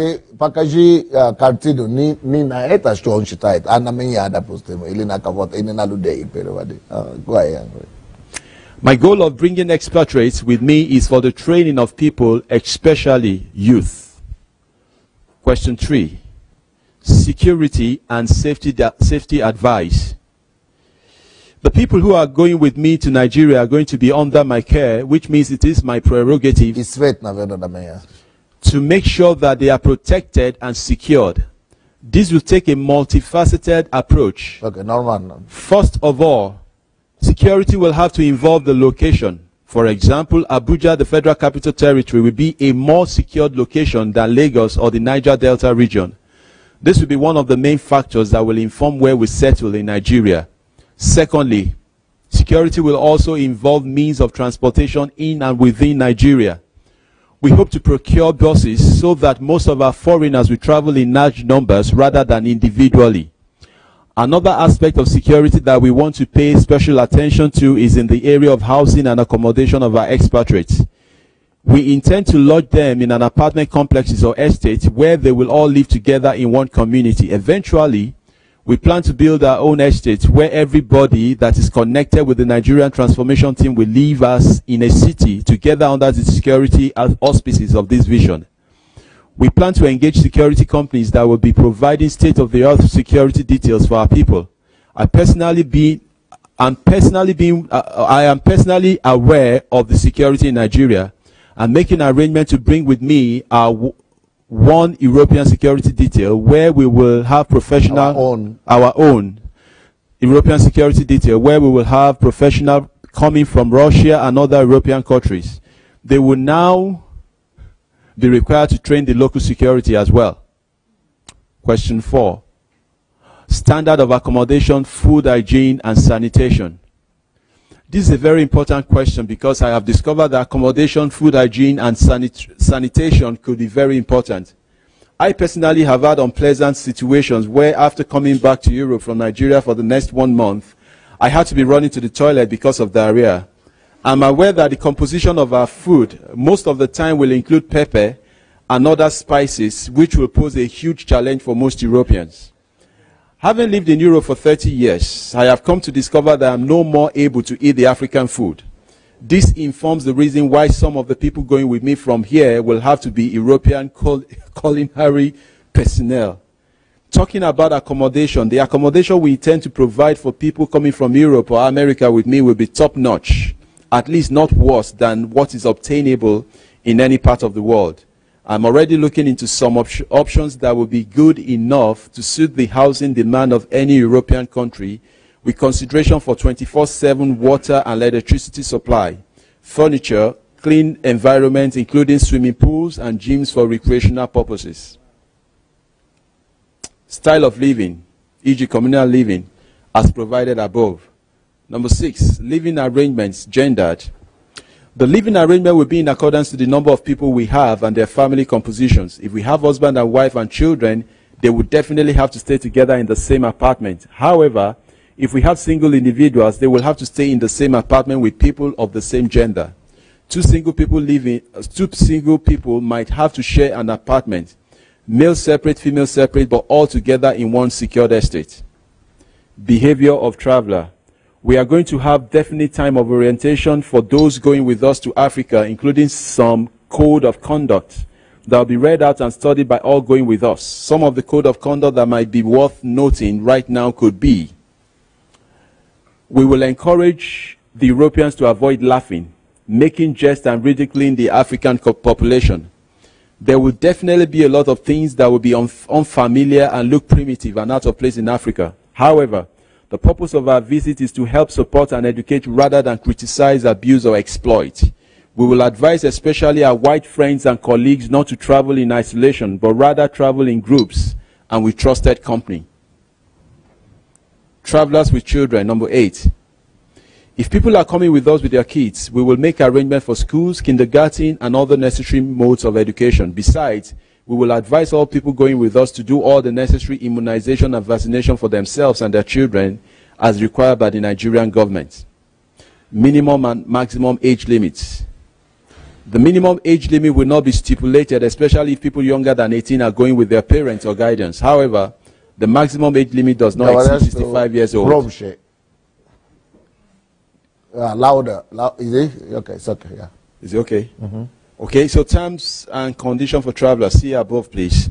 Code of conduct to be developed. General expenses advice. Can we scroll that up, please? For those who are able to take care of themselves as they go with us to Africa, between $2,000 and $3,000 will be necessary for a comfortable stay in Nigeria. I would like to say that if you won't be in the position to provide such an amount of money, the Nigerian Transformation Program will be responsible for a lot of the general expenses. Travel arrangements, see above. Any additional questions should be sent to nigeria@sundayadelajafoundation.com. Immobility, circulatory problems, and deep vein thrombosis. People with such situations or other severe health challenges are not advised to travel. Jet lag. For most people traveling from Europe, there will be no jet lag, and the same goes for people coming from Asia. Jet lag will only affect people coming from places across the ocean like America, Asia, and so on. It is, however, easy to overcome, and this should take place within a week of arrival. Flight arrangement. Charter? See above.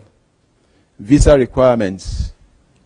Most nations of the world will need a visa for West African countries and West African sub-regions.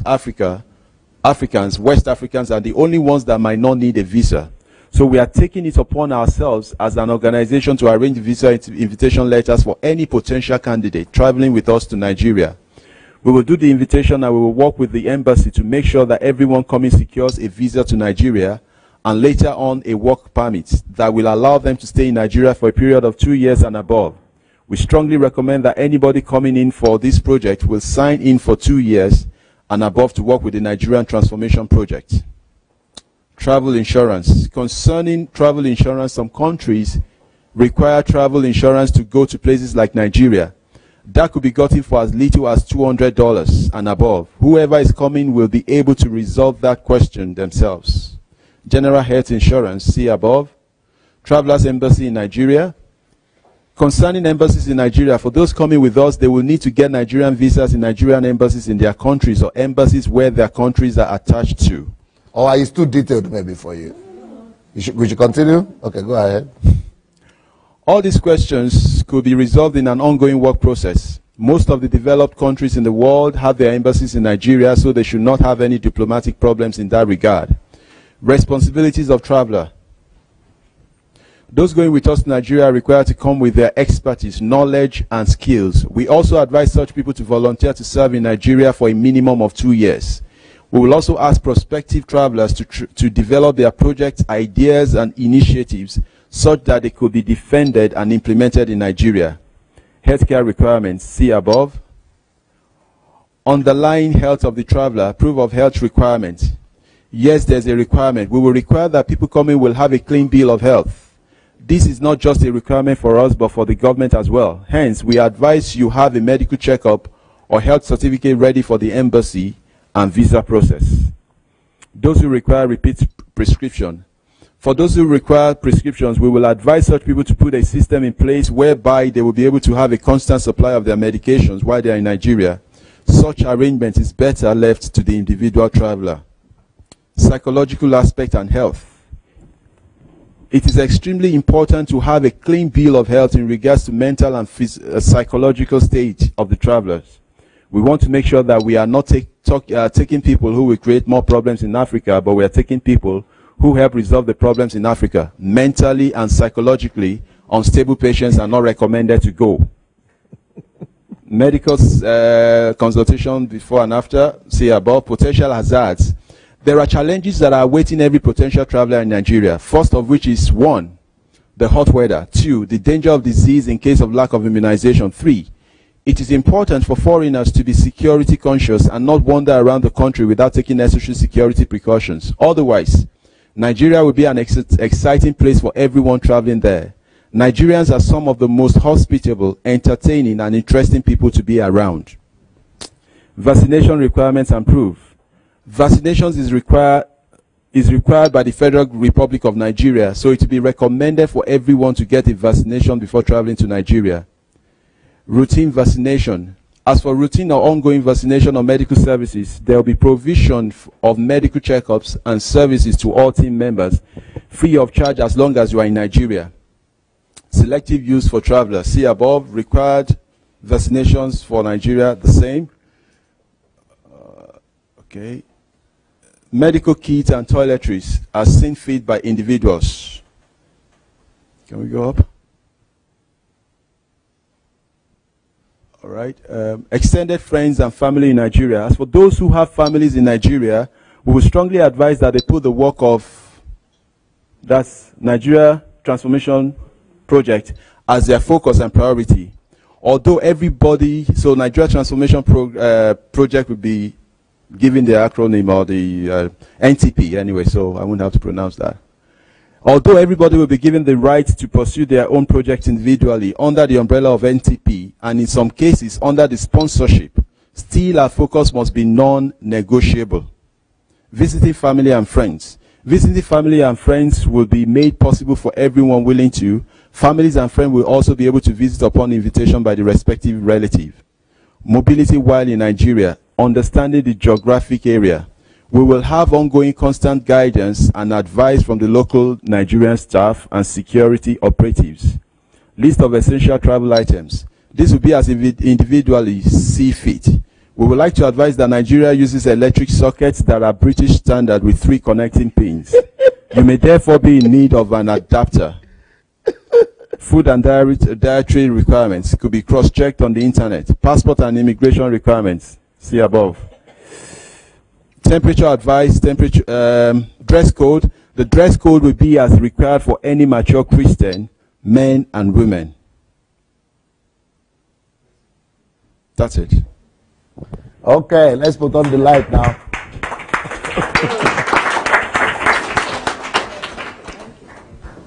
Put on the light, please.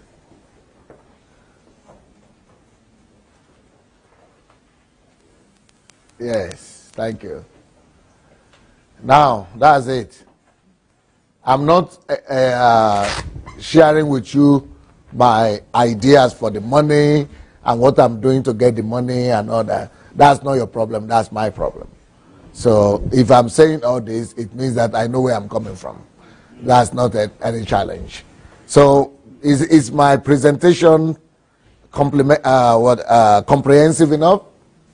Or maybe I didn't answer some of your questions. Anyway, let me even hear you first. You'll be hearing me.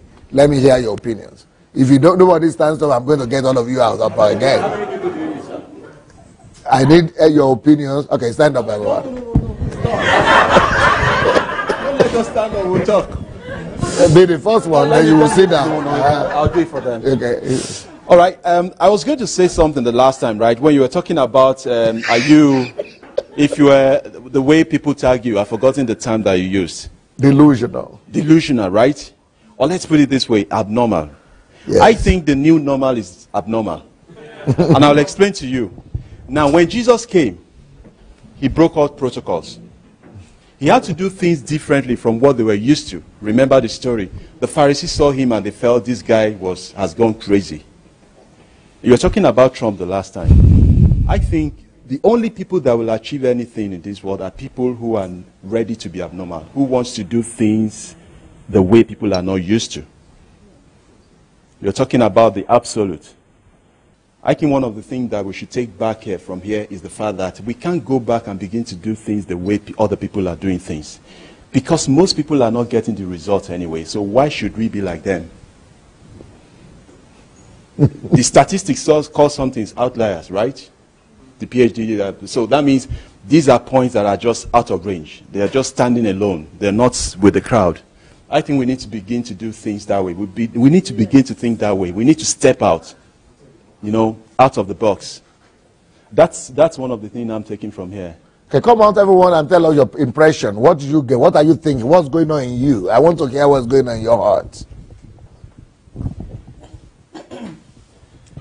The only thing I would say is, number one, I thank God that you were born for this purpose. Because as I was sitting down there, I was thinking, so if you were not born, so who is going to do it? Or if you've been aborted, who is going to do it? Right from the village, 40 people are living in that village. You came here, God trained you, and now you are now going back to your country to rebuild the country that has been broken that has been broken down. I'm overwhelmed. As I'm sitting there, I'm just saying to God, God, please help me. I want to do something like this. I want to be noticed. I want to change something as well, you know. But I just thank God for your life. That's what I'll say. No, the people who will be speaking, it's better for you to line up before. You see, the only thing that will work is for, okay, let's all get up. Let's all get up. Stand up, everyone. Yeah, apart from the ones who have spoken. Yes, go ahead. Well, I just wanted to throw caution for some of us that will be coming to speak. I don't think Pastor Adelaide is asking us to stroke his ego. He wants questions. He wants to know how we feel about it. No, I want to see your plans. I want to see your understanding. First of all, I want to hear what's going on in your heart. You need to let out what is happening to you. Then, what are you seeing? What are you thinking? What are the questions you have? Whatever is going on in your heart is what you say. For me, one of the missing links for me is that we have the zeal, we have the technical knowledge, and we have the vision that you share with us. But some of the things that we lack are what you mentioned in the list, stating that how do we form NGOs, and how do we use that NGO to leverage some of the resources that we have to actually empower us. Because one thing I know very well is how healthcare works in Nigeria.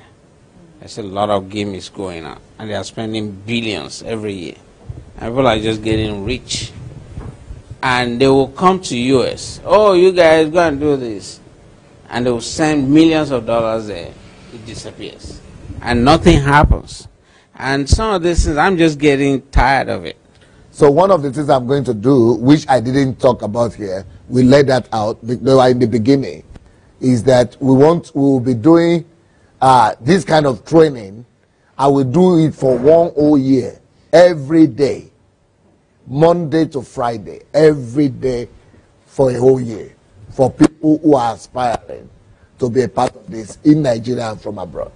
That's where we will teach on how to establish NGO, what are the skills you need, and how to, expertise that we'll give to you.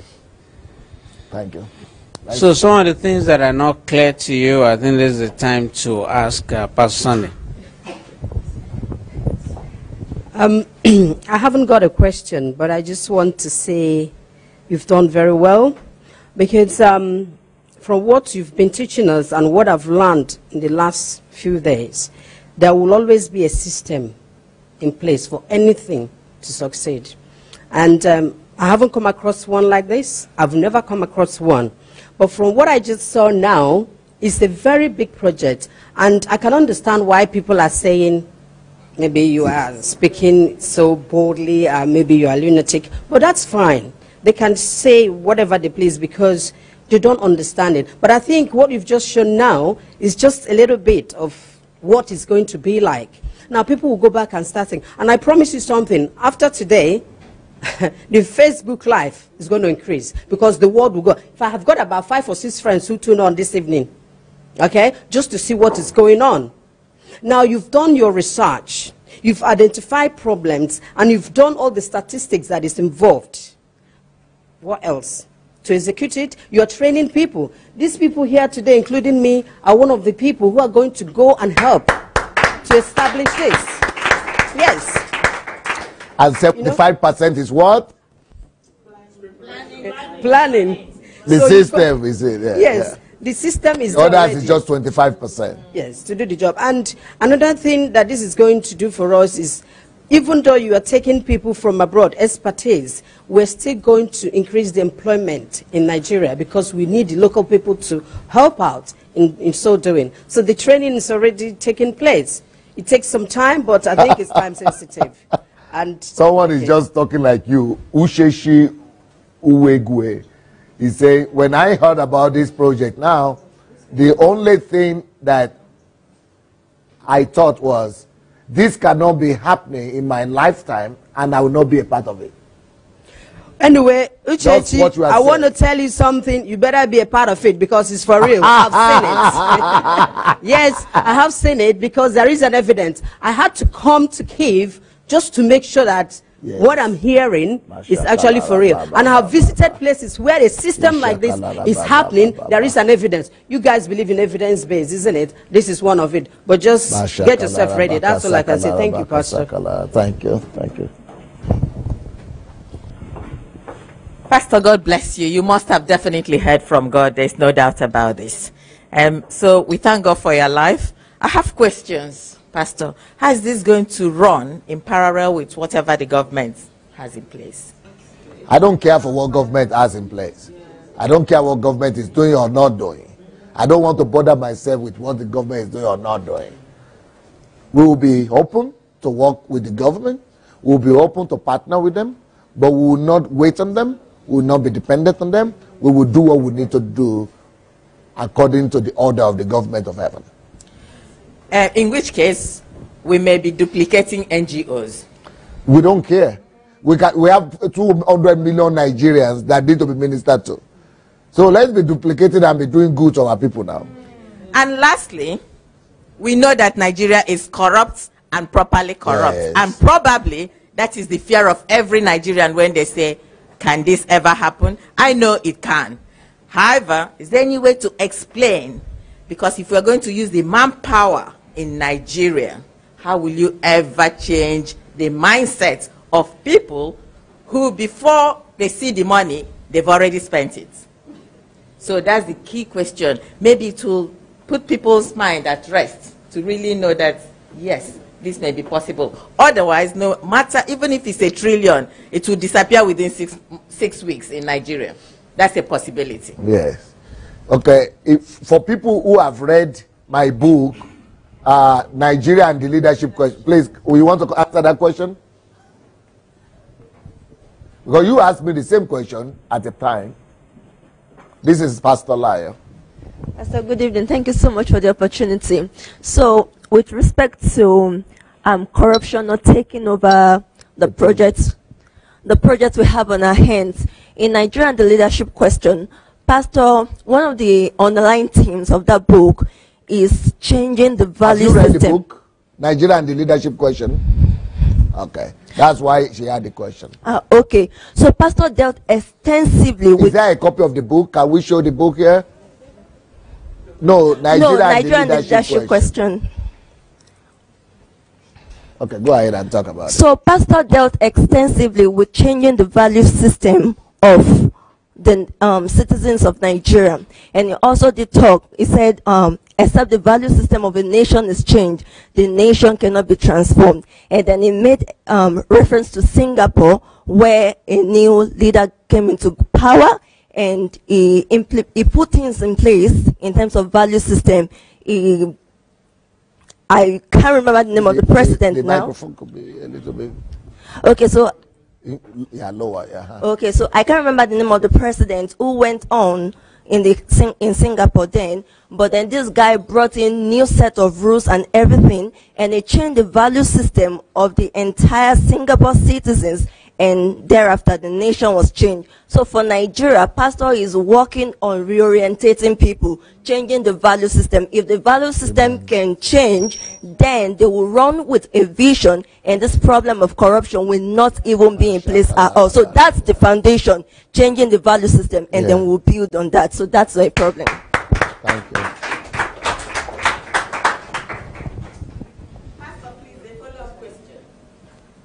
Is it before or after we've entered Nigeria that will be changing the value system? Only concurrently. That will be concurrently. Okay, thank you. Again, thank you, Pastor Sunday, for that which we have heard tonight. Louder, please. Thank you for what you've shown to us tonight, although we've been hearing about it. But now, apart from coming here to see some of the system being in place, then again, we've seen, we've heard about your plan and we've seen the plan. Again, there are some questions which I wanted to ask before, but when these things were being shown, I think it's very comprehensive and explicit. Thanks for the grace. And again, there was a time I was thinking of having this kind of a thing in a small way. But I think when having seen this, I think it will be able to help me in my own local community, just to be able to do one or two things. Because nearly everything, the social infrastructure, the life, how people's life can be changed, everything is there. Thinking about the people there, thinking about the people going there. I think. So the delusional part of it for you is already I think it's coming out of the equation. Yeah, it's been taken care of. Not as bad anyway. No. I don't think so. Having come to this place, having seen what is on, and again too, coupled with our lecture this morning, it means there is nothing impossible. You are the only one that can limit yourself. And whatever you want to do with determination, with perseverance, you will conquer.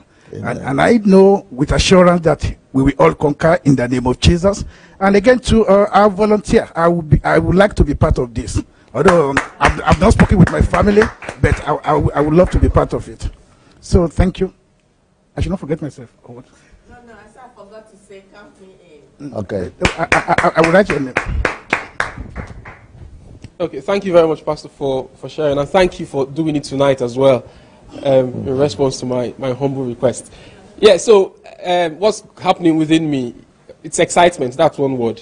Okay, I'm excited. So you can see hope for this? Yes, because people who have spoken before me said, seeing what, by God's grace, you've done here, okay, and seeing this vision, we believe it's possible.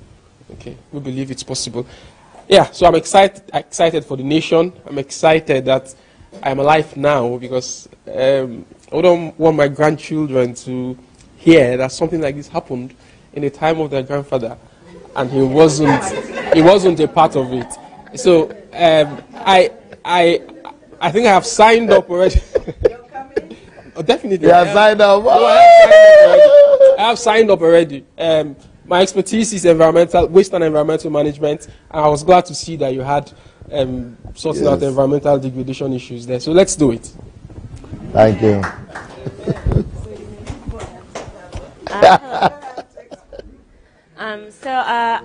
I've always had a dream from when I was 14 years old, and I was always afraid to kind of say it, especially in front of dangerous people like Pastor Sunday. But it's always been extremely dangerous. Extremely dangerous. But I'm going to go ahead and say it. I've always dreamed of building a platform for the artists of Nigeria. I've always dreamed of having film festivals there, like Cannes Film Festival or Sundance. I've always dreamed of having modeling agencies that were world-renowned. I've always dreamed of having our own Picassos born out of Nigeria, Mozarts, our own communities, our own studios that people come and have their films at. And I kind of was always thinking from 14, that's such an absurdly large dream. But it has never left me. But now that I'm seeing all that you have planned and put together, I know that that dream is not too far away. I know that that dream actually can happen because you know how to plan, you know how to systematize it, and it's not absurd. It's not absurd, it's doable. One of the things I saw in the presentation was we've been here, we've studied, and most of the things we did was put into practice in the presentation. And the way you talked about housing the expatriates, it's been done before, and it worked perfectly well. I grew up in the south of Nigeria. I saw it with Shell. I've seen it with Chevron. I've seen it with all the oil companies that are succeeding in Nigeria. So I don't think there's going to be failure in any way. And also, you taught us backup plans. I know you have backup plans. Even if there is doubts anywhere, there are other things that it's in place that you won't know. But so I want to thank you. You're doing a good job. You're doing a good job. I just pray that more people will be raised. You're going to raise sons. You're going to raise people. I know, because it's your plan. That's what you've been teaching us here. So we'll pick it up with you. Thank you very much, sir. Thank you. Good evening, everyone. Yeah. I mean, I'm quite excited about this project. I'm really, really excited. And for me, it's not a matter of if it can happen. It's not a matter of if it will happen. You know, I have seen it happen. You know, I haven't got much to say, but I can see it's already happened. You know, there's a walk of a visionary. You know, visionary, like the Bible, the scripture that was coming to me all this evening was, Enoch walked with God till he was no more. So a visionary is walking in a different realm. You know, they see the things that are ahead. So I've seen it. I've seen it. I don't know. I've seen it. So that's all I can say. I have seen it happen. Thank you. Okay, I am not Nigerian. But we welcome everybody from all nations. Okay, but obviously I cannot give an opinion about something I don't know. But I know that I can give opinions what I do know. And what I do know is, for instance, that this mention about corruption. Corruption exists wherever a human being exists, right? So, and it's not going to be 100% eradicated. And we don't need to think about that to start doing something to correct something. That is HMT ideology, and I think this philosophy is the right philosophy. And there are a lot of proofs in the world through the history, and I just want to mention one very recent. Korea. Korea was one of the most corrupted countries in the world, poor, very poor, and just in 25 years, the government changed everything. The value, the system of the values, beliefs, and now they are one of the most important economies in the world. People are working there. They have one of the highest per capita income. So if they did it using the standard tools with a government that just wanted to do it, well, I believe that here this project can be done. In a different way, what I understand from your presentation, Pastor, is that instead of going frontal, you are going to go exactly for the areas who are going to involve the society, and that's what he calls societal transformation. And when society really gets into that, people start changing. Why? Because they see benefits, they see value, they see results. I don't know how long it's going to take, but I think this is the right way. This is something I know, in addition, well, because I am an economist and I study economy for everything, well, economics in the world, and I had experience in Mexico, in my country, working in programs like this, in a different scale, with a different situations, obviously, but I am very confident that this project will be a success. In addition, what he said now, that is going to teach HMT for a year to prepare people who are going to go and transform there, and even people who is living there. I think we came here for that transformation. And if we are in that sense, we should think just in the positive than thinking in barriers, because barriers don't allow people go further. Thank you. Thank you. Now, for the people who are watching us on TV, if you have not yet on internet or whatever, if you have not yet registered for Nigerian project, for this project about Nigeria we are talking about, it's very easy to do. Just go to www.sundayadelajablog.com, sundayadelajablog.com/Nigeria, or you see the Nigerian flag somewhere there. You could be from any country. Go in there and you see the form. You need to fill out the form, electronic form. Fill out the form, submit it, and we'll find you. We'll find you when the time comes. So everybody that wants to be a part of this, just go to the blog, sundayadelajablog.com, from any country, and just fill out the forms. Good evening, Pastor. Thank you so much, sir, for the opportunity to be here. I'm particularly dazed by the fact that there is no single sector or aspect of human life in the country that was not touched in the plan. The details involved makes it practically possible to the most unbelieving. Anyone, it only takes someone to see what has been sketched out. He just knows it is possible. It's like when someone wants to build a house, he doesn't know how it's going to happen, but when the architect shows him how it's going to happen, he believes it will happen. And that's exactly what you have done with these details. The fact that while there is work going on, there is plan for the education of the people, there is plan for mindset part, there is plan for virtually everything we can imagine. And any human person who has a vision in life will definitely find one area where it's relevant. It's all encompassing. Thank you so much, sir, for the detailedness. It makes it easy for anyone to connect. Thank you very much, sir.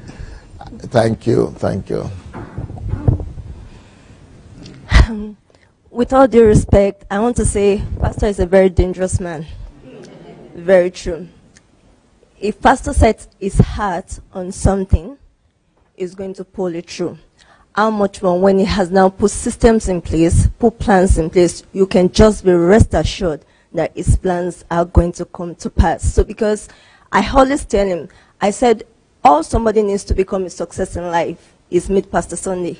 Even if the person was cursed, destined to be a failure. And that's the fact. And he doesn't pray for you. It's not about prayer. It's just something about your association, your connection with him. It's something I've seen. And this same thing that works with individuals, it works with nations. And she's right. I don't pray. And most people just want to come from laying on around. I don't do it.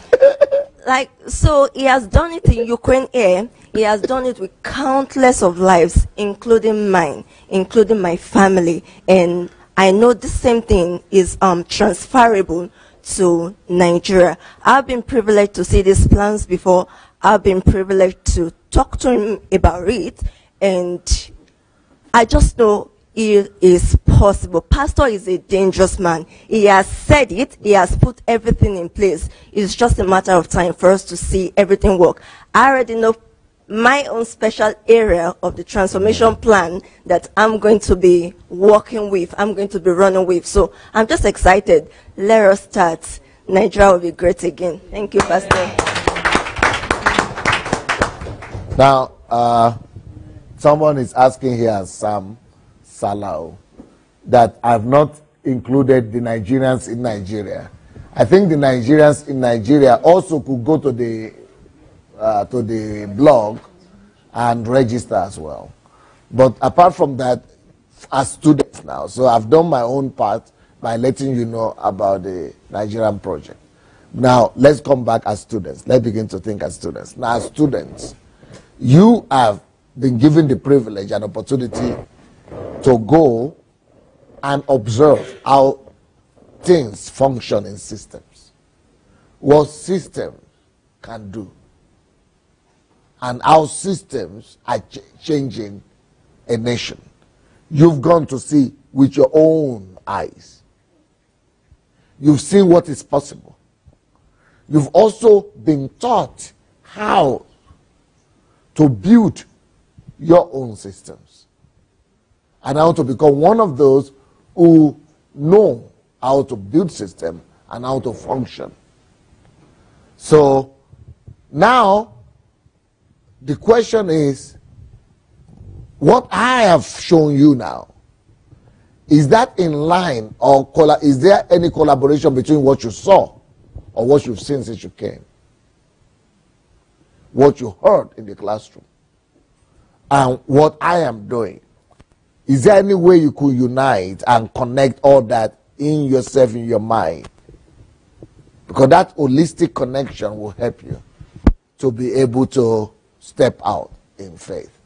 And I want those people, especially who have not spoken, I said all of you should keep standing and come to speak before you say it, but you didn't do it. So those who disobeyed and were stubborn and are stone-headed and on their own, it's now your turn to stand up and answer that question. Come there and answer the question. If you did not speak today, get up now before I identify you. Because I'm going to embarrass you big time.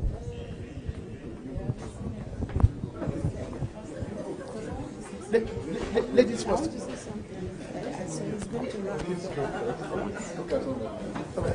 All of you, I'm going to punish you if you don't come. Have you spoken?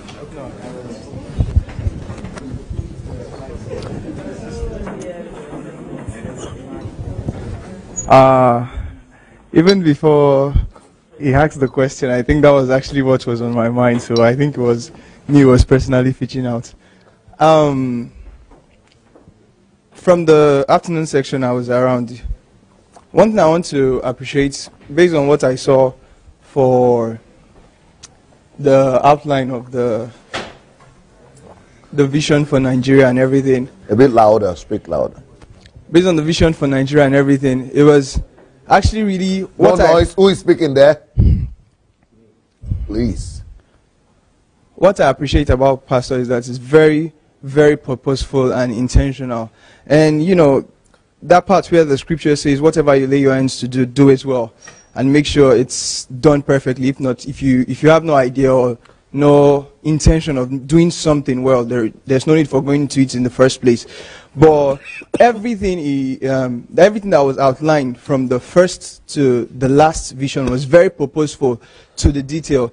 And that was actually very mind-blowing, because even while I was in the afternoon section, when he was talking about the system, building system, and, you know, a structure to, you know, bring about a very good working system, I was so wowed by it, because so many, the reason why so many have, you know, tried and failed is because sometimes they do have a vision, but how to get there, that is the problem.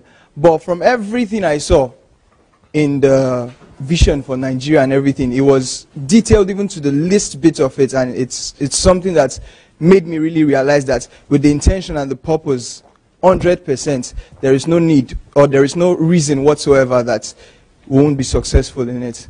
And it was actually really very... But do you connect that to your purpose, to your project, to your vision, to your life, to your destiny? Yes, sir. Are you learning from this? Yes, sir. I'm actually learning a great deal from it, because the impact is going to be huge, and it's not just about me, myself, or my selfish interest, but about the life of others that we are called here to deliver and save. And it's really very beneficial to me, myself. Thank you, sir.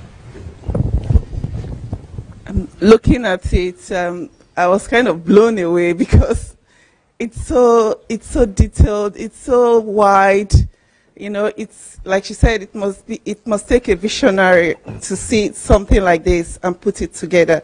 I know it's going to work, because this place, Ukraine, is just a learning field, and he has done it here, so he can multiply it according to what we've been learning since. That anything that has been done before can be done again, and it can be done in a bigger scale. It's just by repetition, and knowing that. HMT is very strenuous. If you know, from this HMT, you learn that the greatest resources you have is yourself, you know, and you can build yourself to whatever you want to be, you know, and it's just for you to continue to increase your capacity, to increase the values you add to yourself. And if he's taking HMT to Nigeria for 1 full year, he's going to be doing HMT. I'm sure it's going to bring I'm going to be doing it for 3 years. Raise up great leaders that are ready to take territories, to take different institutions in Nigeria. And it's going to be amazing to see that transformation. Okay. So how are you going to take all that you saw, you learned, and you heard, and just, is that all going to have a bearing into your own life and destiny? That's what I'm more interested in hearing as well. You are left hanging. Sorry? Okay. My life has been transformed already. You know, You want to help her repeat the question? You want to repeat the question for her? No, you go ahead and repeat for her. He wants you to relate it and, you know, put yourself in the picture and, you know, Yes. explain to us, you know, what you're going to, you know. How is that going to affect your life and your ministry? What you have seen, heard, and learned. From the HMT or from this Nigerian transformation? From all of them. My life has, I just realized that I've not been living to my full potential, to my full capability. Give her the mic. And that I've really changed myself for this length of time that God has given to me. And I'm leaving this place knowing that my capability is limitless. It's just for me to continue to add value to myself.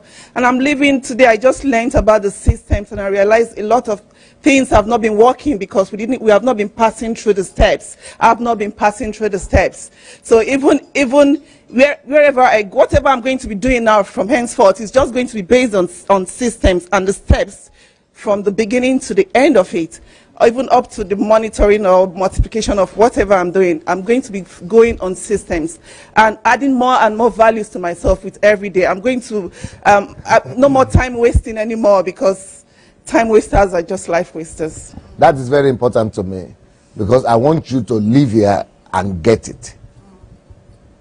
So all these things are models for you to follow. So it's important for me to hear. I want to know what you are hearing. I want to see what you are getting. And I want to be able to picture what you are going to. Are you planning?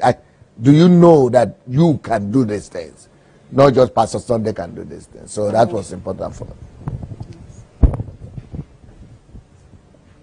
Okay, for me, I've taken not much of planning, how serious like we should be when we are planning something.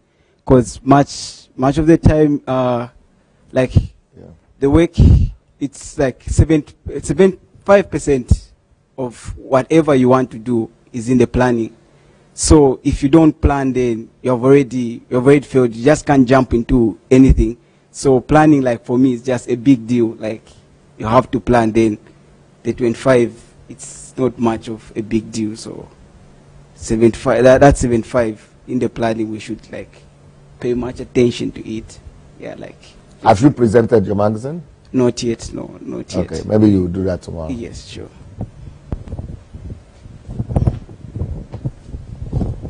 I really bless the Lord again to be here. It's not an accident. I'm not here by accident. And I'm really engaged and I'm ready to pay the price to work very hard because we can't call it national transformation. As I was seeing the pictures, it's a national transformation and I will improve my English. I want to come in Nigeria to see it and English to... is good enough.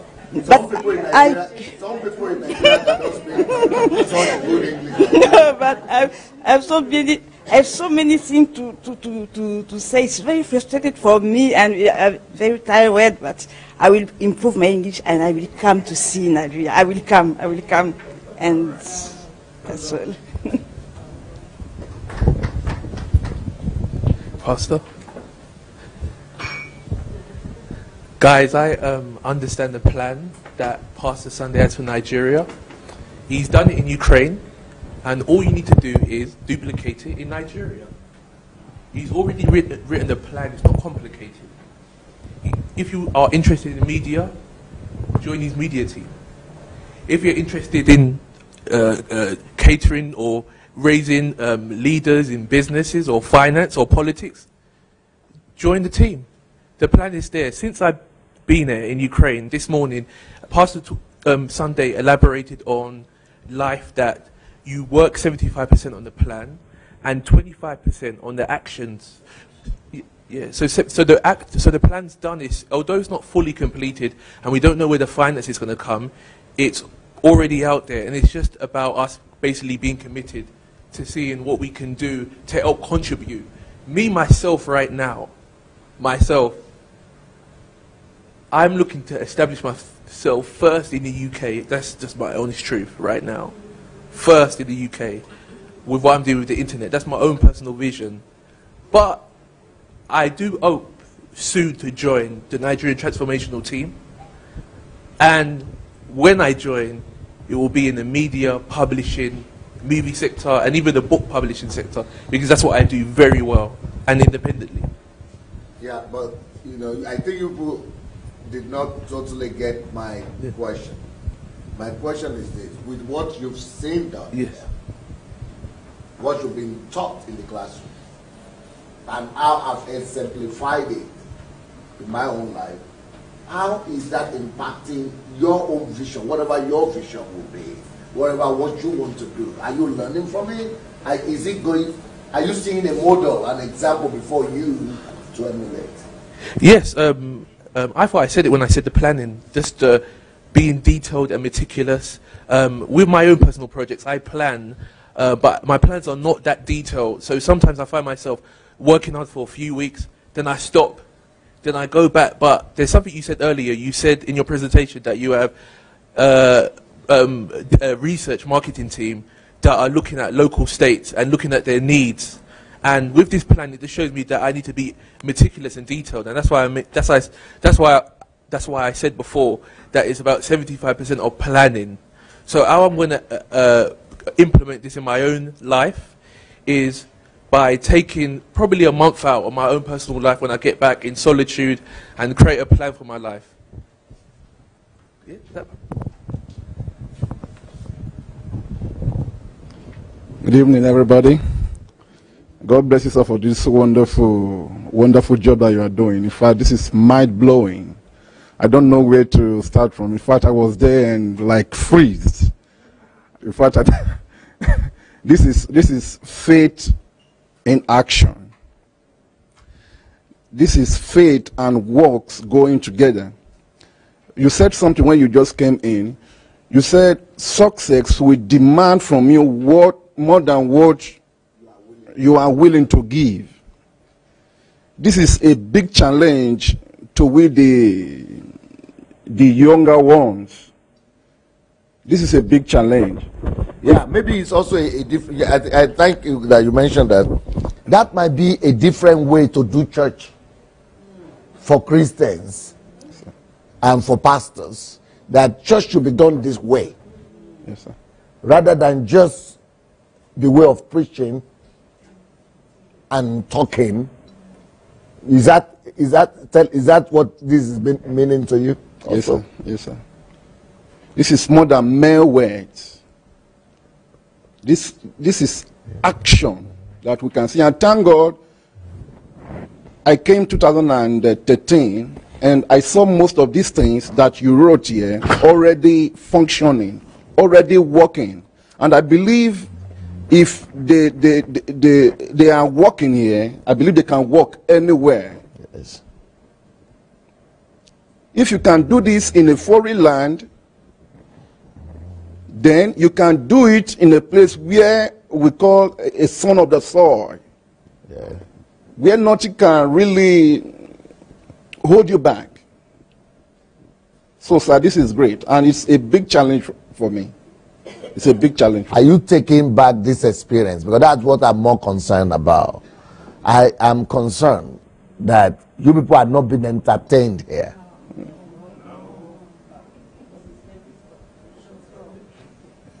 I'm really concerned that you'll be able to see how things are supposed to be done. And I'm concerned that you will go back and change and begin to function like what you have seen here. That's my concern. I don't just need you to admire what you have seen, but I'm more particular about you knowing this is the way to function if you want to become a history maker. And then to adopt that and at least know it in your mind that this is what to move towards. And this is my goal. This is my target. This is how I'm supposed to be living. That's what I want to hear as well. Yes, sir. It's wonderful, sir. It's wonderful.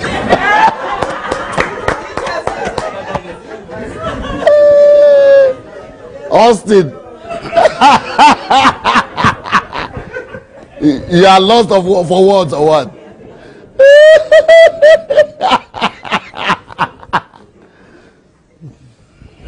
Wow. So when I found out about the idea that you was gonna go back to Nigeria and do the plans, do the things what you said, I never doubted you, but the question for me was, how are you gonna do that? Because I mean, I lived in Nigeria for a few years, so I got to experience, like, I got to be able to see the corruption that's there, the poverty, you know, the children. Like, I don't know if I should say this, but I might as well say it anyway. Like, I've seen like dead bodies and stuff, like on the roadside, on the motorway, and just, you know, like as if it's been there since, I don't know, probably months or weeks and stuff. So for me, seeing that shows the state of the decadence of the nation. Because, you know, before going to Nigeria, I've grown up my whole life in London, so seeing that is completely strange, weird. So when I went to Nigeria and I seen that, or, you know, the police system, you know, they, you know, just, you know, trying to bribe you and everything, or when you call the police, it will take a long time before they come. So I'm thinking the you know, the mental state of the country itself. I was thinking, like, you know, how are you gonna, you know, how are you gonna do that? Because I guess in order to change a nation, one of the fundamental factors you need to change is their mindset from the start, because that's the beginning of change, when you change the way you think of things. So for me, I was just wondering, like, how you're going to do that. So then this evening, you know, you showed us the slide and everything, and well, the basic template of what you're going to do, and you've broken it down into the most detailed level for you to be able to, okay, what about this section, and you can see how it is possible. So for me, you know, before I was wondering how is it going to be possible, and now I can see how possible it is. And I remember in the first session you mentioned that you know, generally we just think geniuses are born, and, you know, we're not geniuses or something, and we see all these other people and we're like, oh wow, these are, you know, these people are better than us or something. But, you know, you've explained to us that we also can be geniuses, but we have to be able to understand that, identify that, and begin to believe that. And so for me, what I'm taking away from this is I believe I need to expand my vision. I need to really expand it. And one of the first things I need to do is I really, really, really need to absorb all the information that I've heard today, and even from the start of the HMT, because I have to make an impact. I can't know this information and just go back to London and live a normal life. Because for me, it's as if, you know, they give you a weapon, and that weapon, you can use that, or they give you a tool and you use that tool to, you know, cure the situation.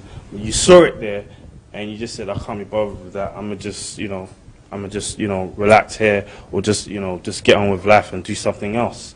And, you know, that opportunity to save people, to save a nation, is just, you know, they're suffering because you didn't you didn't fulfill your purpose. So it's as if like my destiny is connected to many other people's destinies. So if I don't pursue my destiny, then other people's lives are going to suffer. Other people may not be able to fulfill their destiny. And another point that you made was, you know, we have to give 100%. 100%. If we don't give 100%, it's like we're not hitting that point. We're not going to hit that point. So for me, I know that I need a real transformation in my mind. It's as if, for me, it's like right now it's like, you know, 50-50, but I need to get up to that point. I need to get to the point that I can be comfortable. That's the absolute commitment. I have to be comfortable with being seen as a lunatic in society, because that's just what it is. Because if I just explain this to someone like, you know, we're going to go to Nigeria and we're going to change this, they're going to think, how are you going to do that? You're crazy. How can you even think like that? But in order to do that, you have to think like that. There's no other way around it. You can't think, oh, okay, I'm just going to pray and we wait for God to do something, or we're just going to fast, or we just hope, we just pray one day God's going to send somebody. That somebody's you. Once you're saying, we hope God's going to send somebody, that person is you. So for me, and I'm not going to lie, if you asked me when I was a kid that, are you going to be doing something like this, or are you going to, I'd have no clue of imagination. So for me, I have a lot to work on my own personal self before I can do that, because like you said, it starts with you first before you can duplicate, before you can make these things happen. So I have a lot of work to do within myself. So yeah. I'm very excited that I got to see the project. I think I never thought this could be done, and the fact that you can actually you see this plan, you can actually visualize it. I can actually visualize it, and it is overwhelming. But it's been broken down into different chunks that can be digested by people who are working in individual sectors. And I thank you because you even included my area and even areas that may not matter, like games and stuff like that, but they are all relevant. And I've learned that to pay so much attention to detail, even in the questions, every single question was addressed. So I'm definitely gonna, like when I was sitting in my chair, I'm ready to go to Nigeria. I'm ready to go to Nigeria. It's never been in my plans, but that convinced me. I felt like, could that be a place where I could go and live in comfortability? One of the things that I really hope that you people gain from here is that in the morning afternoon I spoke to you people about the importance of systems, and that systems will allow you to resolve any problem or attain any goal. System enables you to do that. So now, you know, I gave you an example of 10,000 people, 1,000 people. Those were little things, but just for me to be able to communicate and pass the message across to you, just for you to know what is possible through system. But in the evening now, it's like the practical part of what I taught you in the morning. Of course, this is much more complex than 10,000 people. But the idea is still trying to tell you that systems will resolve. Even in the morning when I was talking about 10,000 people, it looks complicated to you. But when you now see this, you see that that was not really complicated. But in the morning, I also told you about the importance of details. Don't leave out anything. You see everything. Now, it's good that you are noticing that even in this project, which is much more complex than the morning time, you see attitude, exactly what I told you in the morning, that details are important. And I need to know that you are actually connecting what you went to see on Monday, what you've been seeing since you came here, what I taught you in the classroom, and the example I'm leaving before you. you know, it's important for me that you don't lose things like that, that you connect, you see yourself in all that as a holistic thing. Yes, I believe it's all the same. It's like you can see the result. We went out and we saw the result. We came in and learnt the process. And today we can see what will be done and what can be done on a bigger scale. So that's definitely what I learned today. So, which means you can now live your life that way, or strive to live your life in a similar way. Is that what we're talking about? Yes, yes. And it's anyone can do it as long as they develop anyone can do it as long as we develop the system that needs to be put in place and apply the principles to it. Thank you. Thanks. I'm coming round the second time because, you know, I was reading the book we were supposed to read for tomorrow, Only God Can Save Nigeria. And, I mean, sitting down just a few minutes.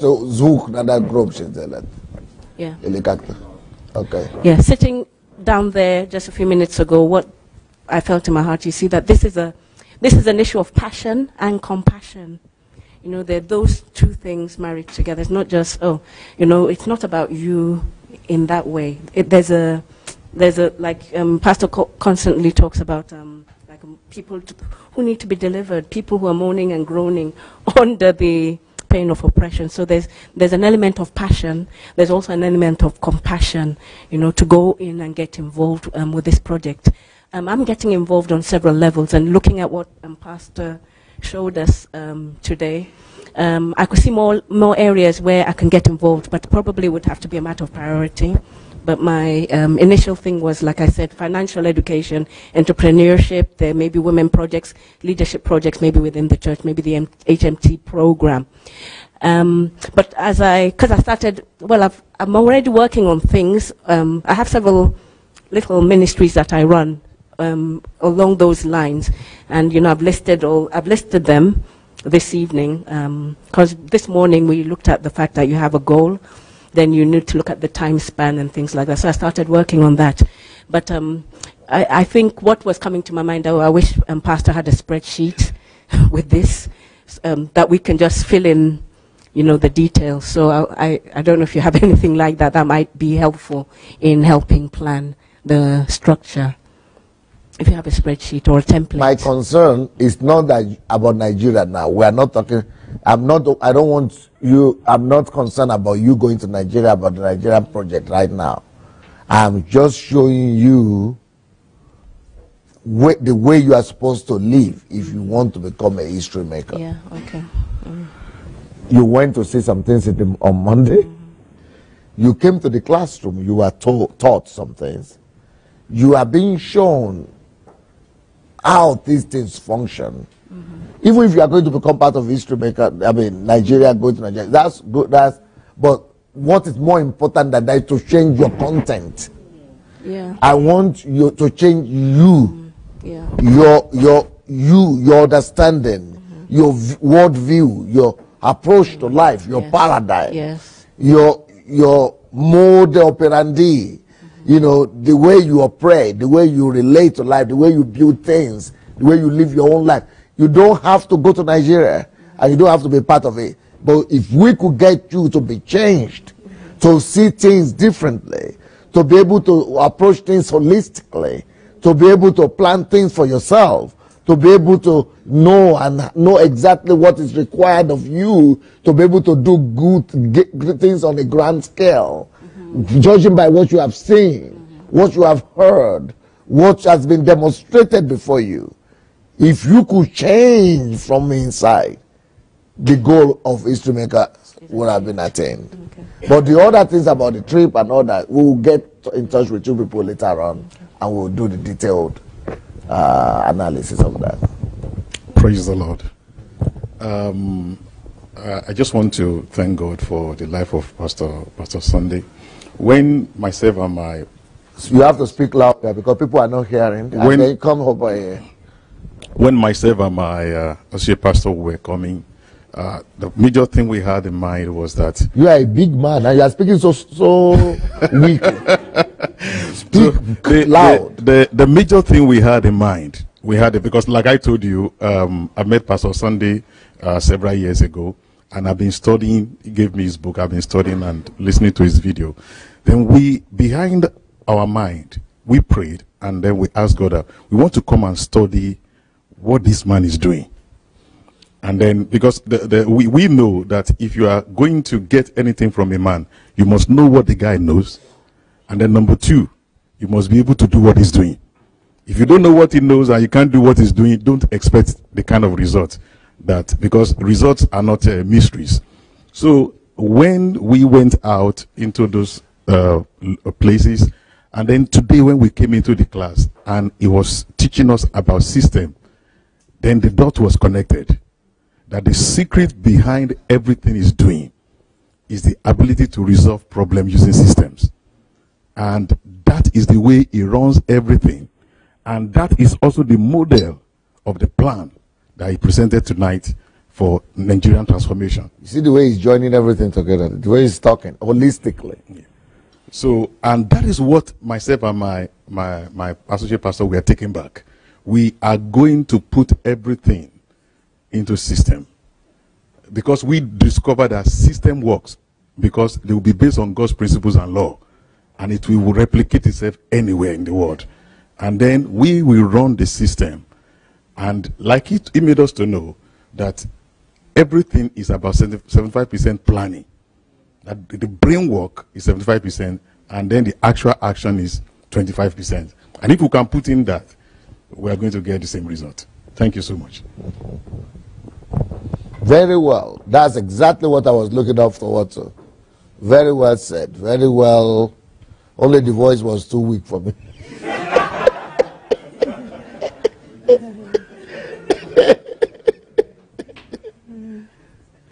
Amen. I'm taking back the fact that, because as I was sitting there and just looking through the entire,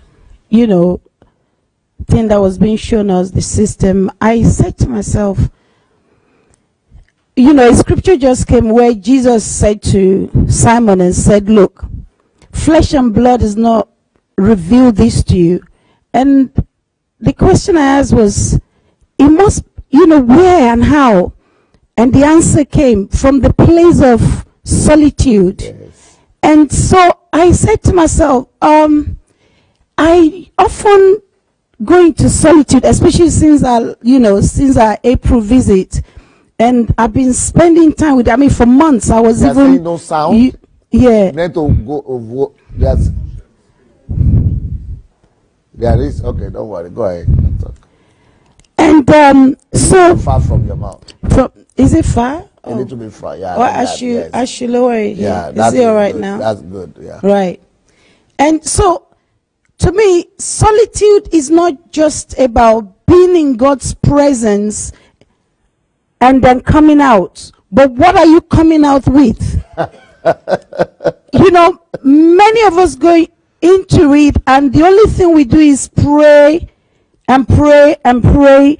But do we come back with something tangible, in the sense that, I'm sure that all this you must have documented whilst being in God's presence. Yeah. You didn't wait until you got home, which was, I think, the error had been, I would stay in God's presence, and then, I'll be in prayer, then come out to then document. But I think you were documenting as you were in His presence. Yep. So I'm going back with that your place of solitude and intimacy is not just, for you to pray for and do spiritual and things. Exactly. You need to be creative and let it be productive. Yes. And come out with substance. Yes. So that really, if that's all I've come here to get this time, I think it would have been worth it, because you have a lot of projects and ideas and visions, and things are given to you. It's not that God does not give us visions, but the planning and what we write down and how we get to accomplishing, I think that's where the issue is. And so I'm just so grateful for that. that the Holy Ghost was able to drop that into my spirit, man, that you actually stayed in his presence and downloaded all these things. You didn't wait till, you know, you would come out before downloading. And, you know, I brought out this and felt to just encourage us with that. That if there's any time that our national anthem should be meaningful to us, it should be now. And it says, "Arise, O compatriots." I don't know it all by heart, so that's why I'm reading it. Nigerians call obey, but I feel that this vision is calling now. Fire. And we, and we should obey to serve our fatherland with love and strength and faith. The labor, not just the labor of our heroes past, but our heroes now. And I know it won't be in vain, so we can pray that shall never, but I know it will not be in vain. To serve with heart and might, our nation bound in freedom, peace, and unity. And the second verse says, "O God of creation, direct our noble cause." I know the direction is already here, so we already have it. Guide our leaders right. God's already guiding him. Help our youth the truth to know. Now our youth will know the truth as we invade Nigeria. In love and honesty to grow and living just and through great lofty heights attain. Now for real and for real, we can attain great heights. Our youth can attain great heights. Graduates will no longer be unemployed because they will be illuminated. The poor will no longer be stranded. When I saw that project where the destitute, the hungry, the poor will be fed, I don't know, but it touched my heart. That no one has to beg on the street anymore. If this is going to be in every state, then it means that, you know, it covers everyone here. Everyone in Nigeria is involved, whether the elderly, the poor, you know, whoever. So I just want to appreciate God for you. I'm going back, you know, illuminated, and especially with that act of solitude, knowing that when I get in God's presence, I'm coming back with substance and produce, and 75% of it will have been achieved whilst in God's presence. Yeah. God bless you.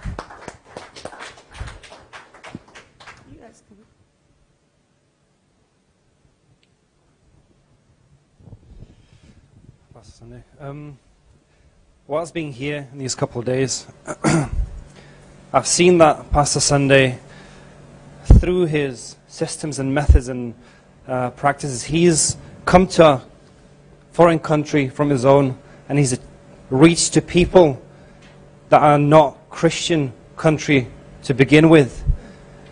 And that means the systems that he's put in place, they are working. I've seen it firsthand through various ministries. He's reached millions of people, and he started in the place of Ukraine, which is not a Christian country, led by a leader who's not of their own race.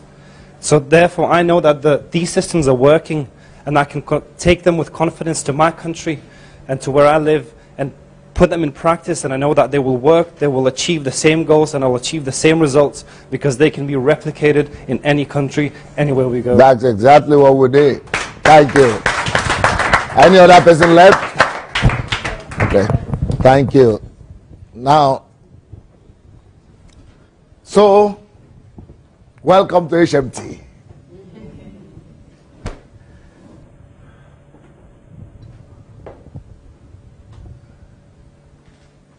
The first day you came, I told you you will get so much information.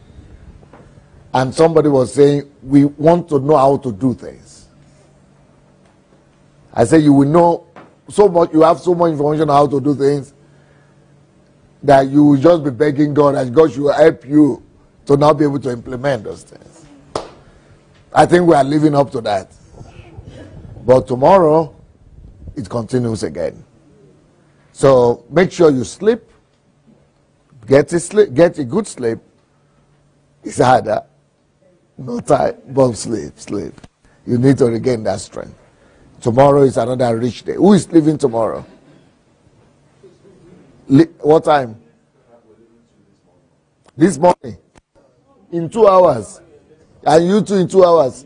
Are you, all of you are leaving in 2 hours? You want to take pictures with me? Now?